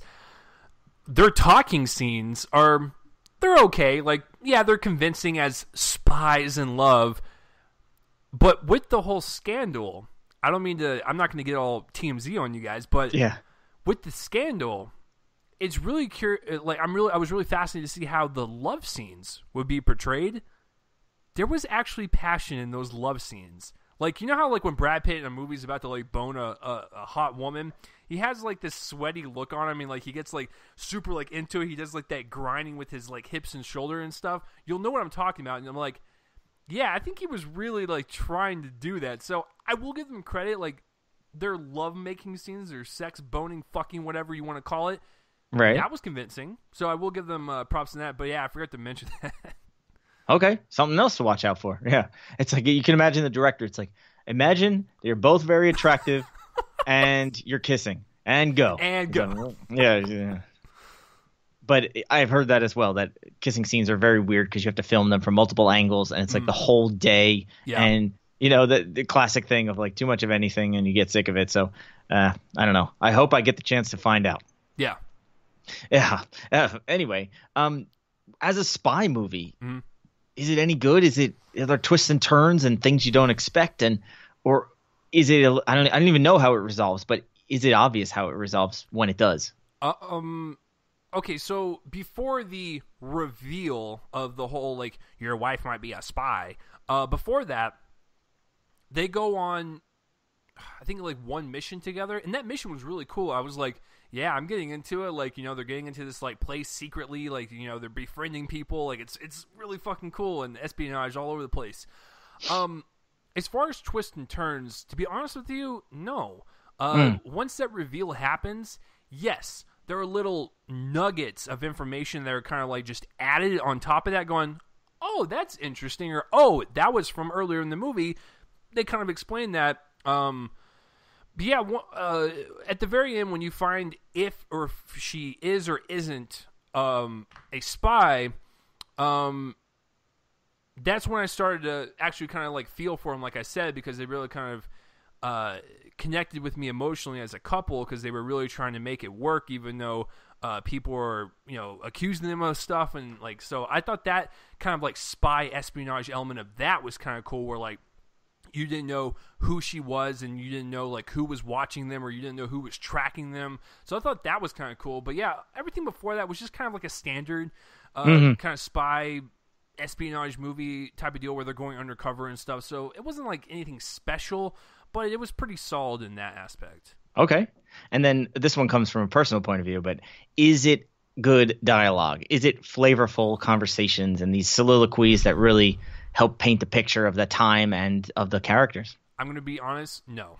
Okay. It is a standard, basic, solid spy espionage movie that has an interesting premise, but the dialogue is not anything that like jumped out at me where I was like, damn, that was a nice fucking monologue, Brad Pitt. I enjoyed that. Or, hey, Marion Cotillard, that was some great sentences, right? No, it was just kind of like, yeah, they were pushing dialogue to push the story. That's about it, in my opinion. I was actually just more intrigued on how it was going to end in the story rather than the dialogue itself. It wasn't like a Schindler's List where like you remember Oscar Schindler's like monologue at the end or whatever. It's kind of like, yeah, it was, hey. I don't remember it off the top of my head, but this was written by, sorry, I just looked it up. It was written by Stephen Knight, who is English, and he has a lot of writing credits, including World War Z 2, which I didn't realize was a thing, as well as Peaky Blinders, which is another period piece that takes place just after World War I in England. And so he seems to have his genre. I'm trying to look at some of these other ones. Eastern Promises. That was interesting that he wrote that one. Yeah, although of course when people think of that movie, they don't think of the script. They think of these ridiculous knife fight scenes in that bathhouse and the naked knife fight. Yeah, so something to watch out for as well. Okay, I think that's a good bit of foundation for Allied. I haven't seen it, and for anyone listening that hasn't seen it, that'll be some things to keep in mind. Yeah, I think let me just wrap it up real quick, and I'll give you my score. Like I said, it was really hard to like get into the movie because everything happens very, very fast in this film. Like we're jumping like 3 months later, then a year later, like in the very next scene. So they do progress very quickly, and I'm telling you, it was very weird. It was like a weird switch in my head, but everything before that was fine. It was serviceable. Some of the action scenes were really cool. I was really shocked that fucking Paramount allowed Zemeckis to go full R rating on this, because like some of the violence, I was like, Jesus, Zemeckis, like they're popping off dudes in the heads and fucking blood spurting out, and it's like, damn, homie, I didn't realize you were that graphic. But the first half was just fine, serviceable. They're spies, they're starting to fall in love, woo! And then once that hook happens, that's when I actually started getting more interested, and that might have been a little too late in the game, but I think as an overall spy espionage movie, I think it's solid. And I think you should still go see it, because you might actually like it more than me. But for me personally, I still think Robert Zemeckis has that magical touch with his movies. There was just something about it that felt so old school and so classic that it felt like an espionage or spy film from like the 40s or 50s that just felt just very classic, and I really enjoyed that aspect. The performances were all very well done. I've been a huge fan of Marion Cotillard for fucking years. And Brad Pitt's Brad Pitt. He does his thing. But I think there was that turning point in the movie that really kind of got me invested. And the end is surprising, because I didn't expect it to end that way. But when I really thought about it, I was like, I guess it makes sense. But very solid little movie that I think you should go check out and support. I'm going to give Allied a solid B. So basically, Moana and Allied get the same grade. I just think they were both solid films for the weekend. So, yeah. What did you guys think about Allied? Comment in the place where I'm on face and let me know. And I've seen some reviews out there, some of my friends that actually liked Allied way more than me. And I appreciate that. They found something like extravagant in that movie that I missed or something. So, yeah. Let me know down below what you thought. So, moving on to the third and final movie. And I'm excited for Prescott to interview me about this one. It is Bad Santa 2. Just a little caveat. I love the first one. Excited for the sequel. Didn't like the trailers, so I went into it, and here we go. Prescott, fire away. Okay. Well, here's a funny thing. Whenever there's a sequel to a movie, there's kind of a golden window of 3 to 4 years. And after anything that's so immediate, anything that comes out like 6 months after the first one, you're a little suspicious. You're like, hang on, that didn't really need a sequel. And then if something's like 15 years later, you're just like, wait a minute, what's going on here? And this is almost in the middle, right? Like, how long was the first one out? I mean, it must have been 10 years, right? Okay, so Hollywood has this weird trend right now where like the original one comes out, woo, it's beloved, and then they make the sequel 10 plus years later. Bad Santa 1 came out in 2003. So we're dealing with 13 years. That's weird to me. And it's almost like, why have the number 2? Like, you could do something else. You could, I don't know, you could call it, give them another holiday. It could be I don't know. Well, the weird thing is, like, they're on this trend now where they have Dumb and Dumber 2, Zoolander 2, and like Dumb and Dumber came out 20 years ago. Zoolander came out 16 years ago, and this one came out 13 years ago, and they're all failing. Like, I just don't understand, like, what is their obsession with continuing to put out these sequels that no one obviously gives a shit about? So, I don't know. As a fan of the first one, I was still excited to go see it and get back into that crude, raunchy, crazy world. So, Yeah. Okay. Well, Billy Bob Thornton is the star once again. Yes. So it's not like, even worse Santa, where it's his son or something like that. I mean, that would be That's ridiculous. the title of the next one, Even Worse Santa. Yeah, Bad Santa 3. Now this time it's really bad. It's really bad. Yeah. So he's still the bad Santa, Yes. the dude. What the heck has happened to him over this time that is interesting that we should go watch another movie about this character? Nothing. I'm just gonna be upfront. Is basically the more of the same. In terms of the characters and just the raunchy nature of the film. There's really nothing new and exciting except for Kathy Bates as his mom. That's an interesting kind of play and adding that character. As far as like the actual like story, I will give them props because it does match the dark, insane universe of a Bad Santa, and they're trying to steal from a charity. So that makes sense for them because they're scummy people. But yeah, it's more or less the same because in the first one, you have like this raunchy cloud over the movie, and it's pretty enjoyable for the most part. And so you're thinking as an audience, where's that heart? Where's that moment in the movie where I'm gonna actually like care for them? In the sequel, it's played out this very same way, where it's like it's very raunchy, crude, and gross throughout the entire movie, and at the very end, they sprinkle that little heart, going, he's actually a good person. You should probably like him. Yeah. I thought in the sequel it was a little too late. In the first one, I thought it was a good balance. But yeah, in the sequel, it was just a little too late for the heart, so it just came off as just another raunchy movie, which, to be honest with you, I didn't really laugh at all. And that's the weird thing. That the first one I thought was pretty hilarious, but in this one, it just didn't work for me. And it's kind of like with Dumb and Dumber. I think Dumb and Dumber is one of my favorite comedies of all time. Still makes me laugh to this day. But the sequel is god-awful. And I don't know if it's because I'm older now or whatnot, but it's the same with Bad Santa. So in terms of like going in different routes with the characters, they do not do that. Like I said, just more of the same. Yeah. And I mean, I think Bernie Mac was in the first one, and he of course died. So was John Ritter, and he also died. So, oh man, kind of just crazy. It's a kiss of death to be in that film, right? But was it at least a good sort of comedy duo or a comedy ensemble where there's good interplay between the characters? I think to go to the comedy aspect, I usually do my comedies in a split. So I'll say like the hit and miss. Here's the percentage for that, and here's the percentage for that. I think it's a 30% hit, 70% miss type of film. I was not laughing that much. And as far as the interactions between the characters, I enjoyed the acting. Like, that's what's weird about it. I think Billy Bob Thornton and Kathy Bates and Tony Cox, they all had some great one-liners pitching at each other. And this movie is like a fast curveball. You're throwing jokes left and right, fucking front and center, and if it does not hit you, you're just basically sitting there and you're just letting all these comedy bullets fly at you. But the interactions were actually enjoyable because they're disgusting people. So I think they really kind of inhabited the kind of gross personalities that they have. And it was fun to watch, but it wasn't that funny, if that makes any sense. Yeah, definitely. And that's a weird thing that happens now with comedies. And what I think it is that, and maybe I'm just alone in this, I think that too much improvisation in a movie usually doesn't work. Yeah.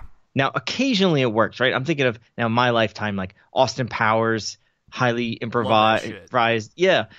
Even actually, when we were talking about Robin Williams, he was famous or infamous for improvising everything, improvising voiceover for the genie in Aladdin, improvising even in Good Will Hunting. Supposedly, a few of those scenes are improv, and everyone is cracking up. I mean, there's one scene, I don't know if you've seen this on the internet, where they'll actually show where the cameraman was chuckling and the camera like jiggles. Yeah. So they have to cut away because of what he was saying. And, so, I mean, some people can improvise. I think Eddie Murphy used to do that in those great 80s movies.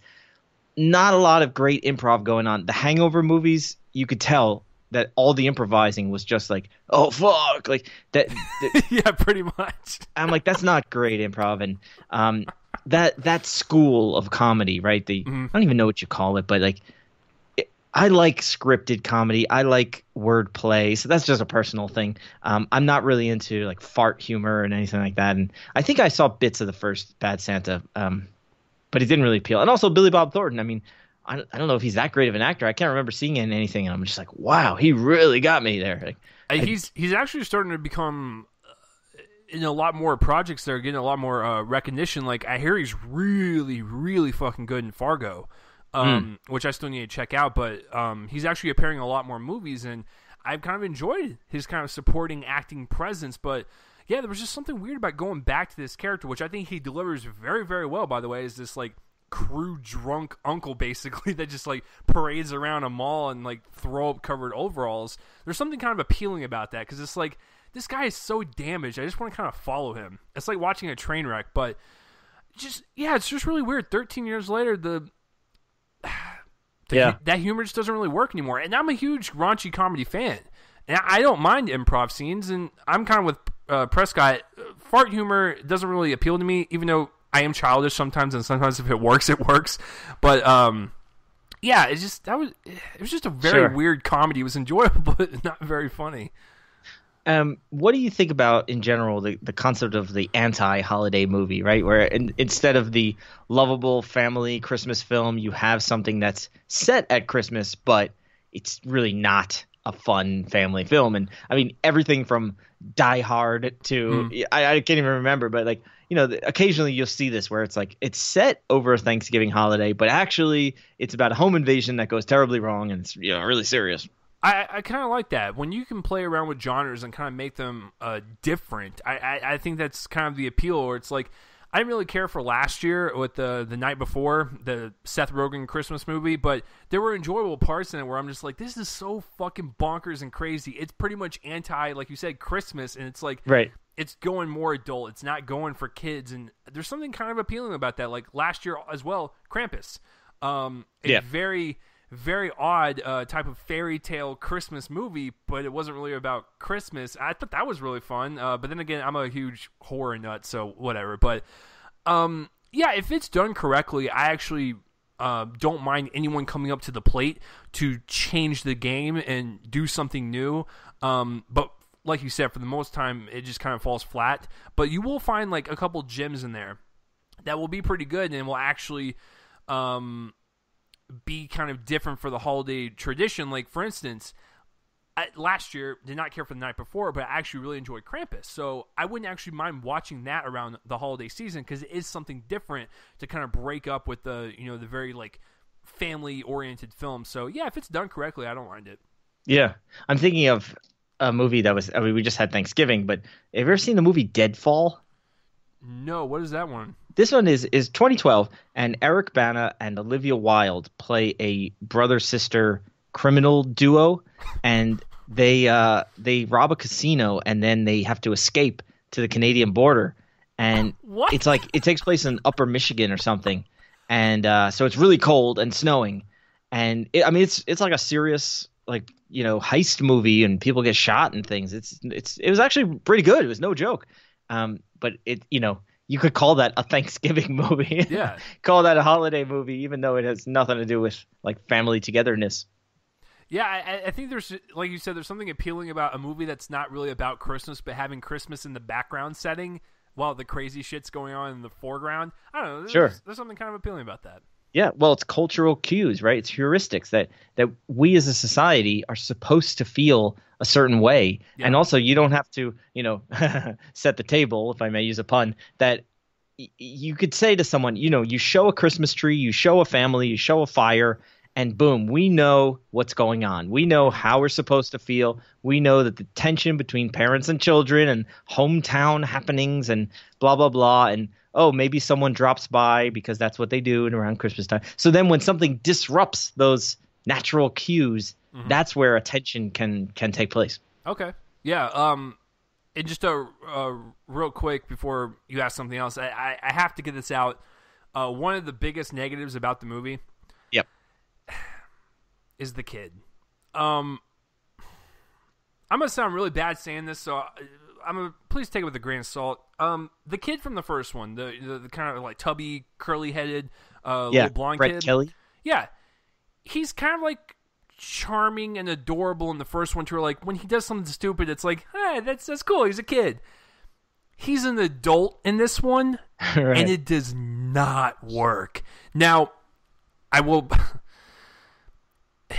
In the interviews, when people ask, like, does your character in the movie suffer from, like, Asperger's or something, he says that, not necessarily, but there is something wrong with his character mentally. And I'm not making fun of, like, mentally handicapped people. That is not what I'm doing. I'm just saying for this movie, it does not work at all. It feels a little bit more awkward. As a grown, I guess, 21-year-old male in this movie, still acting like he did when he was a kid. It just didn't work for this type of premise, especially when the underlying belly of this movie is so crude and mean-spirited. I don't know. It just didn't work for me personally. It's kind of like, that is probably the biggest issue I have with it. It's not even the comedy. It's that character because it was kind of cringeworthy. I hate using that word. Yeah. But it was cringeworthy. So, anyways, I'll let you continue. I had to say that. No, that's fine. That's always weird too. Like when there's someone who is playing the role of the clown, but you can't tell if we're supposed to be laughing at them or with them, kind of thing. And I heard actually Sacha Baron Cohen, when he was on Mark Maron's show maybe last year or so, a couple months ago, he talked about the difference between clown and buffoon, like from a very theatrical point of view, and the classic European tradition of performing and et cetera. It was really interesting, but sometimes it gets lost, right? Almost like the sequel versus the reboot, where it's like, are we laughing because of the thing that this clown reveals about ourselves, or are we just laughing at the things he's doing in the moment? Which is fine as long as you kind of pick a stance and execute well. And physical comedy's tough, and I don't think there'll be another Chris Farley anytime soon where you can kind of be fat and jolly and have fun at your own expense. That's very hard to do. And, Jackie Gleason, there have been some greats over the years, but that's hard to do because it's like, are you making fun of this person, or are they bringing levity to the whole situation? Well, and you bring that up, like this is a perfect example. I actually like all three Hangover movies. I think it's a nice little solid comedy franchise. But Zach Galifianakis' character in the first one was kind of like that lovable clown. Yeah. In sequels, he becomes so stupid and idiotic, you don't really know if you, like you said, you should be laughing at him or with him. And I think this is what this movie suffered from, because just some of the scenes, I'm just like, why are you putting this kid through torture? Like, it just doesn't make any sense. So, yeah.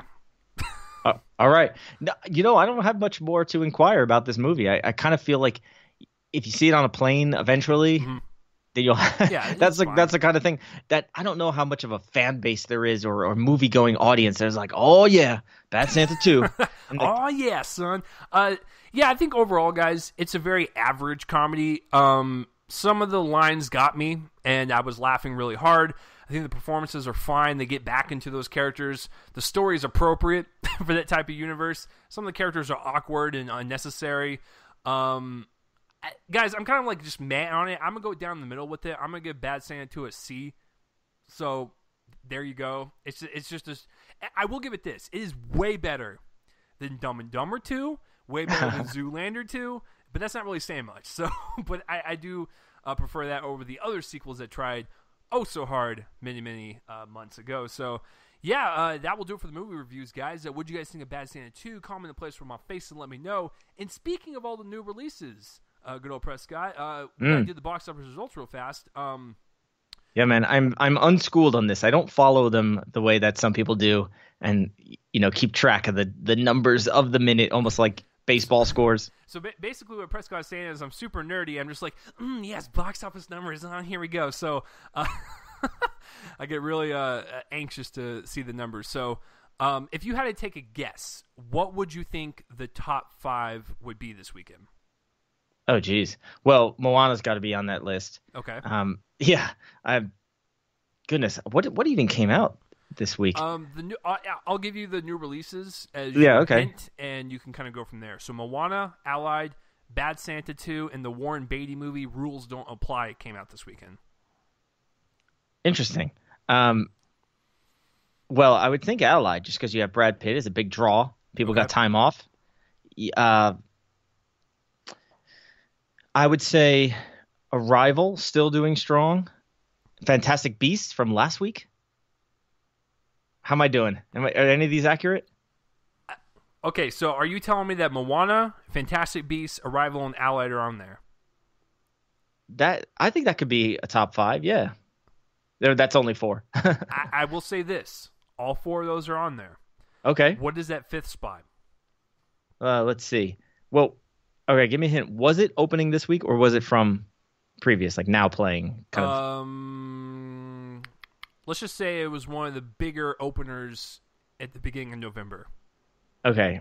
Well, we got Inferno, which I heard was garbage. That but was a lot dead of people... on arrival like the first weekend. But it has Tom Hanks, and it opened in a lot of screens, I imagine, as well as Hacksaw Ridge, which by now probably had some word-of-mouth buzz.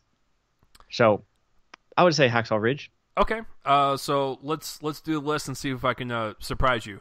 First of all, I said this when I left the screening of Bad Santa 2 to my other press members. I said, Bad Santa 2 ain't going to make more than $5 million. I was close. It made 6. And they came in at 8th place. Woof. Especially since the budget was $26 million. What in the fuck? So if you guys are new to this, what you do is you look at the budget, you double it, because the theater's got to take their cut, then you get add on the P&A and marketing, and then that's pretty much the amount they have to make to break even. So 26 times 2 is 52. I don't think they spent that much marketing on it, so I'm going to say about 55 for shits and giggles that Bad Santa 2's got to make to break even. It's made $9 million because it opened on Wednesday, but the weekend total is 6. That is not that good. So hopefully streaming will bode well for it. I just can't really see it. Yeah, long tail of cable and airplanes, I think. Yeah. Okay, so my internet is being a fucking bitch right now. Sorry about that. I got to go to my phone for the results because. Oh, you sound fine. You still got a solid connection. I know, right? It's fucking weird. My Prescott, my internet's it's fucking bizarre, and it. What the fuck? It doesn't even work on my phone. Okay, I do remember the top 5.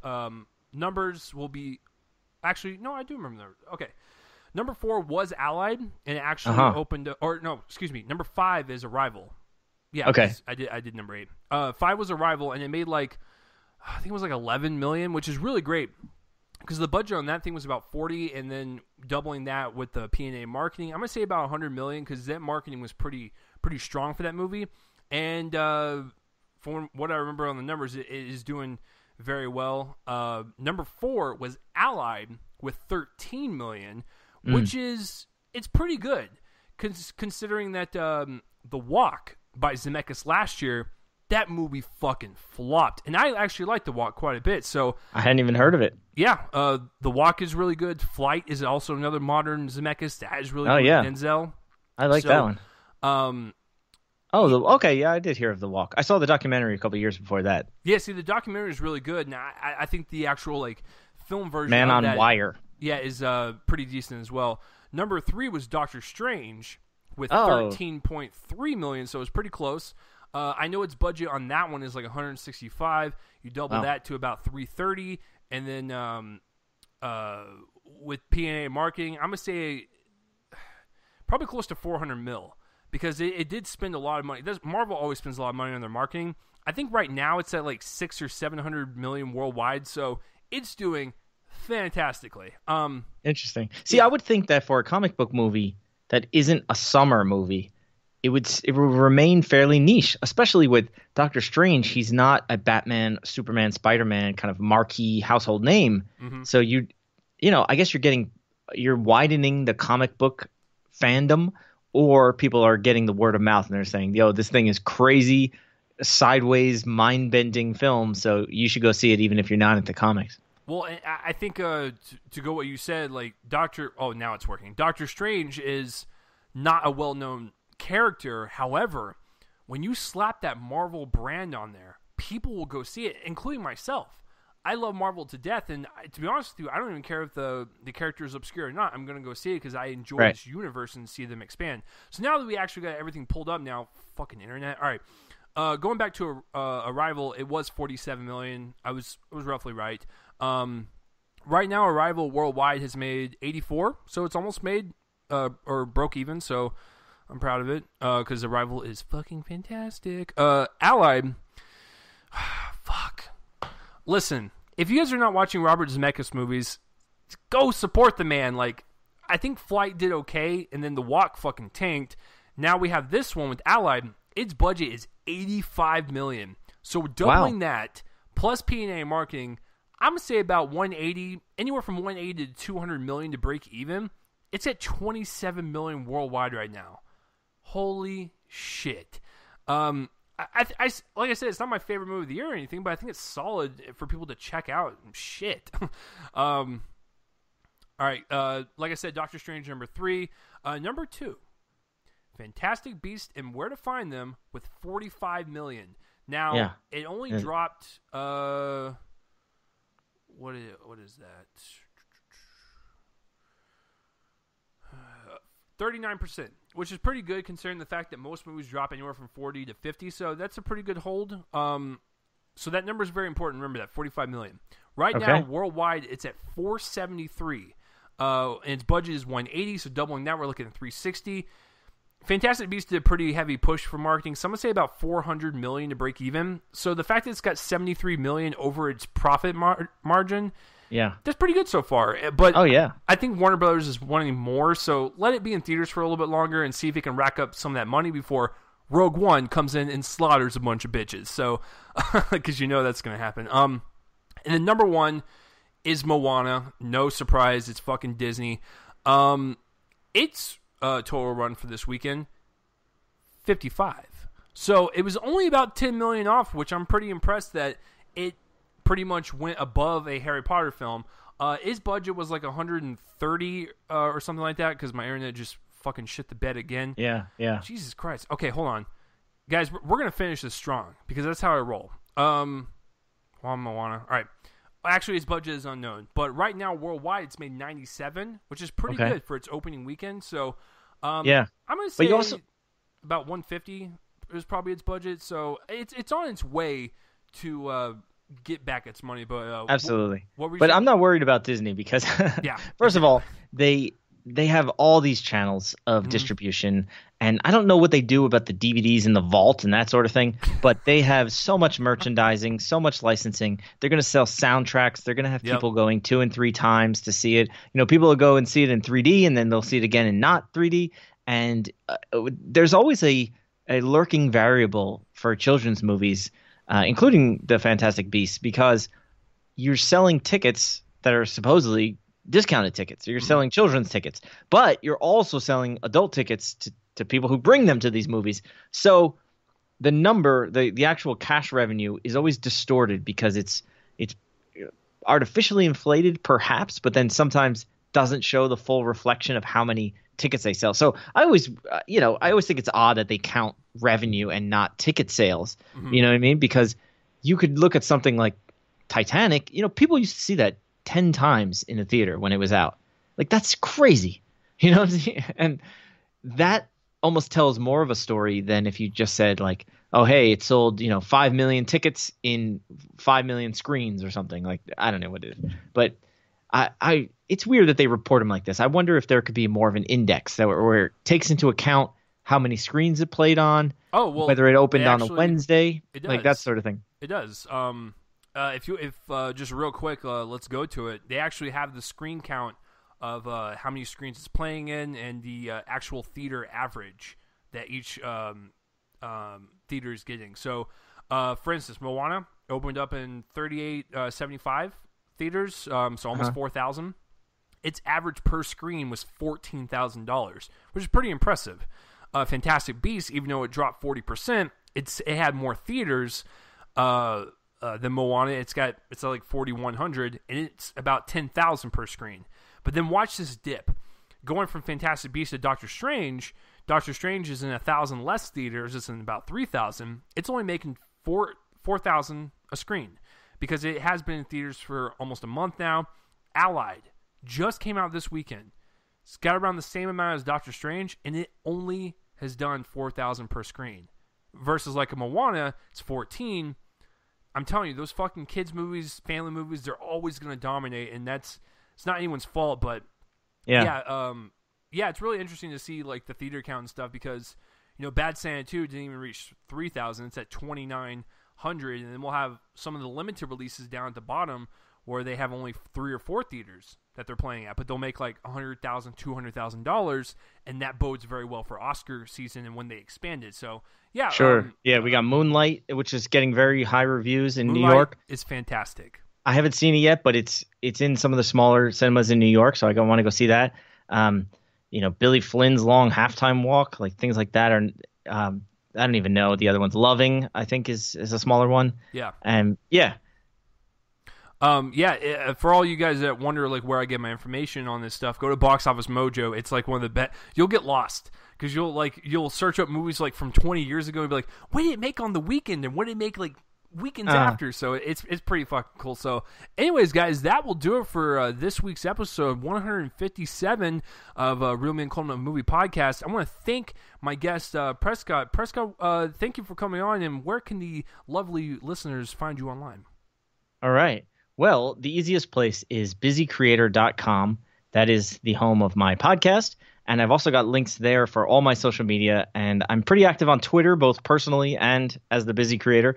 And if you're in New York City and you want to hang out, you can check out the New York City Podcast Meetup, which is nycpodmeet.com.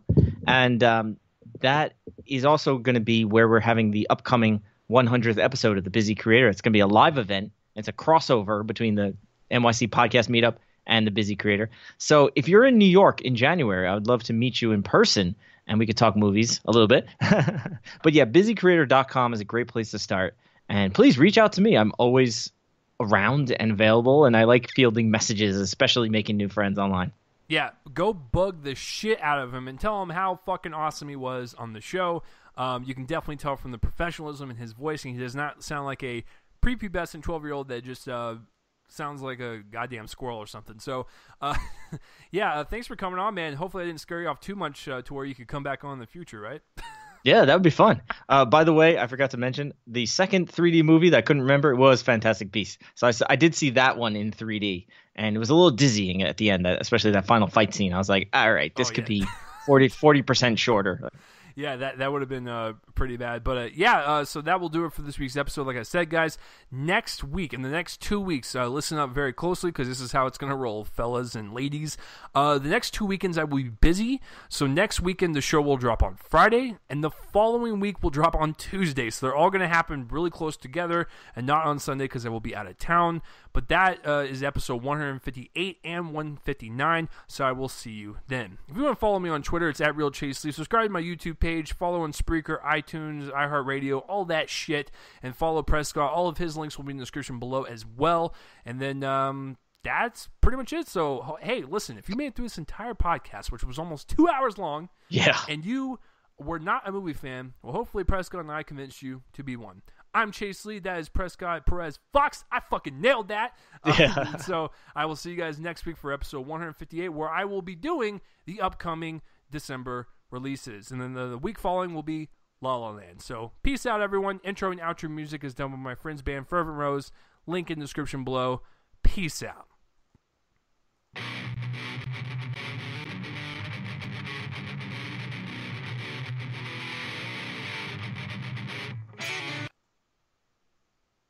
Sorry about that.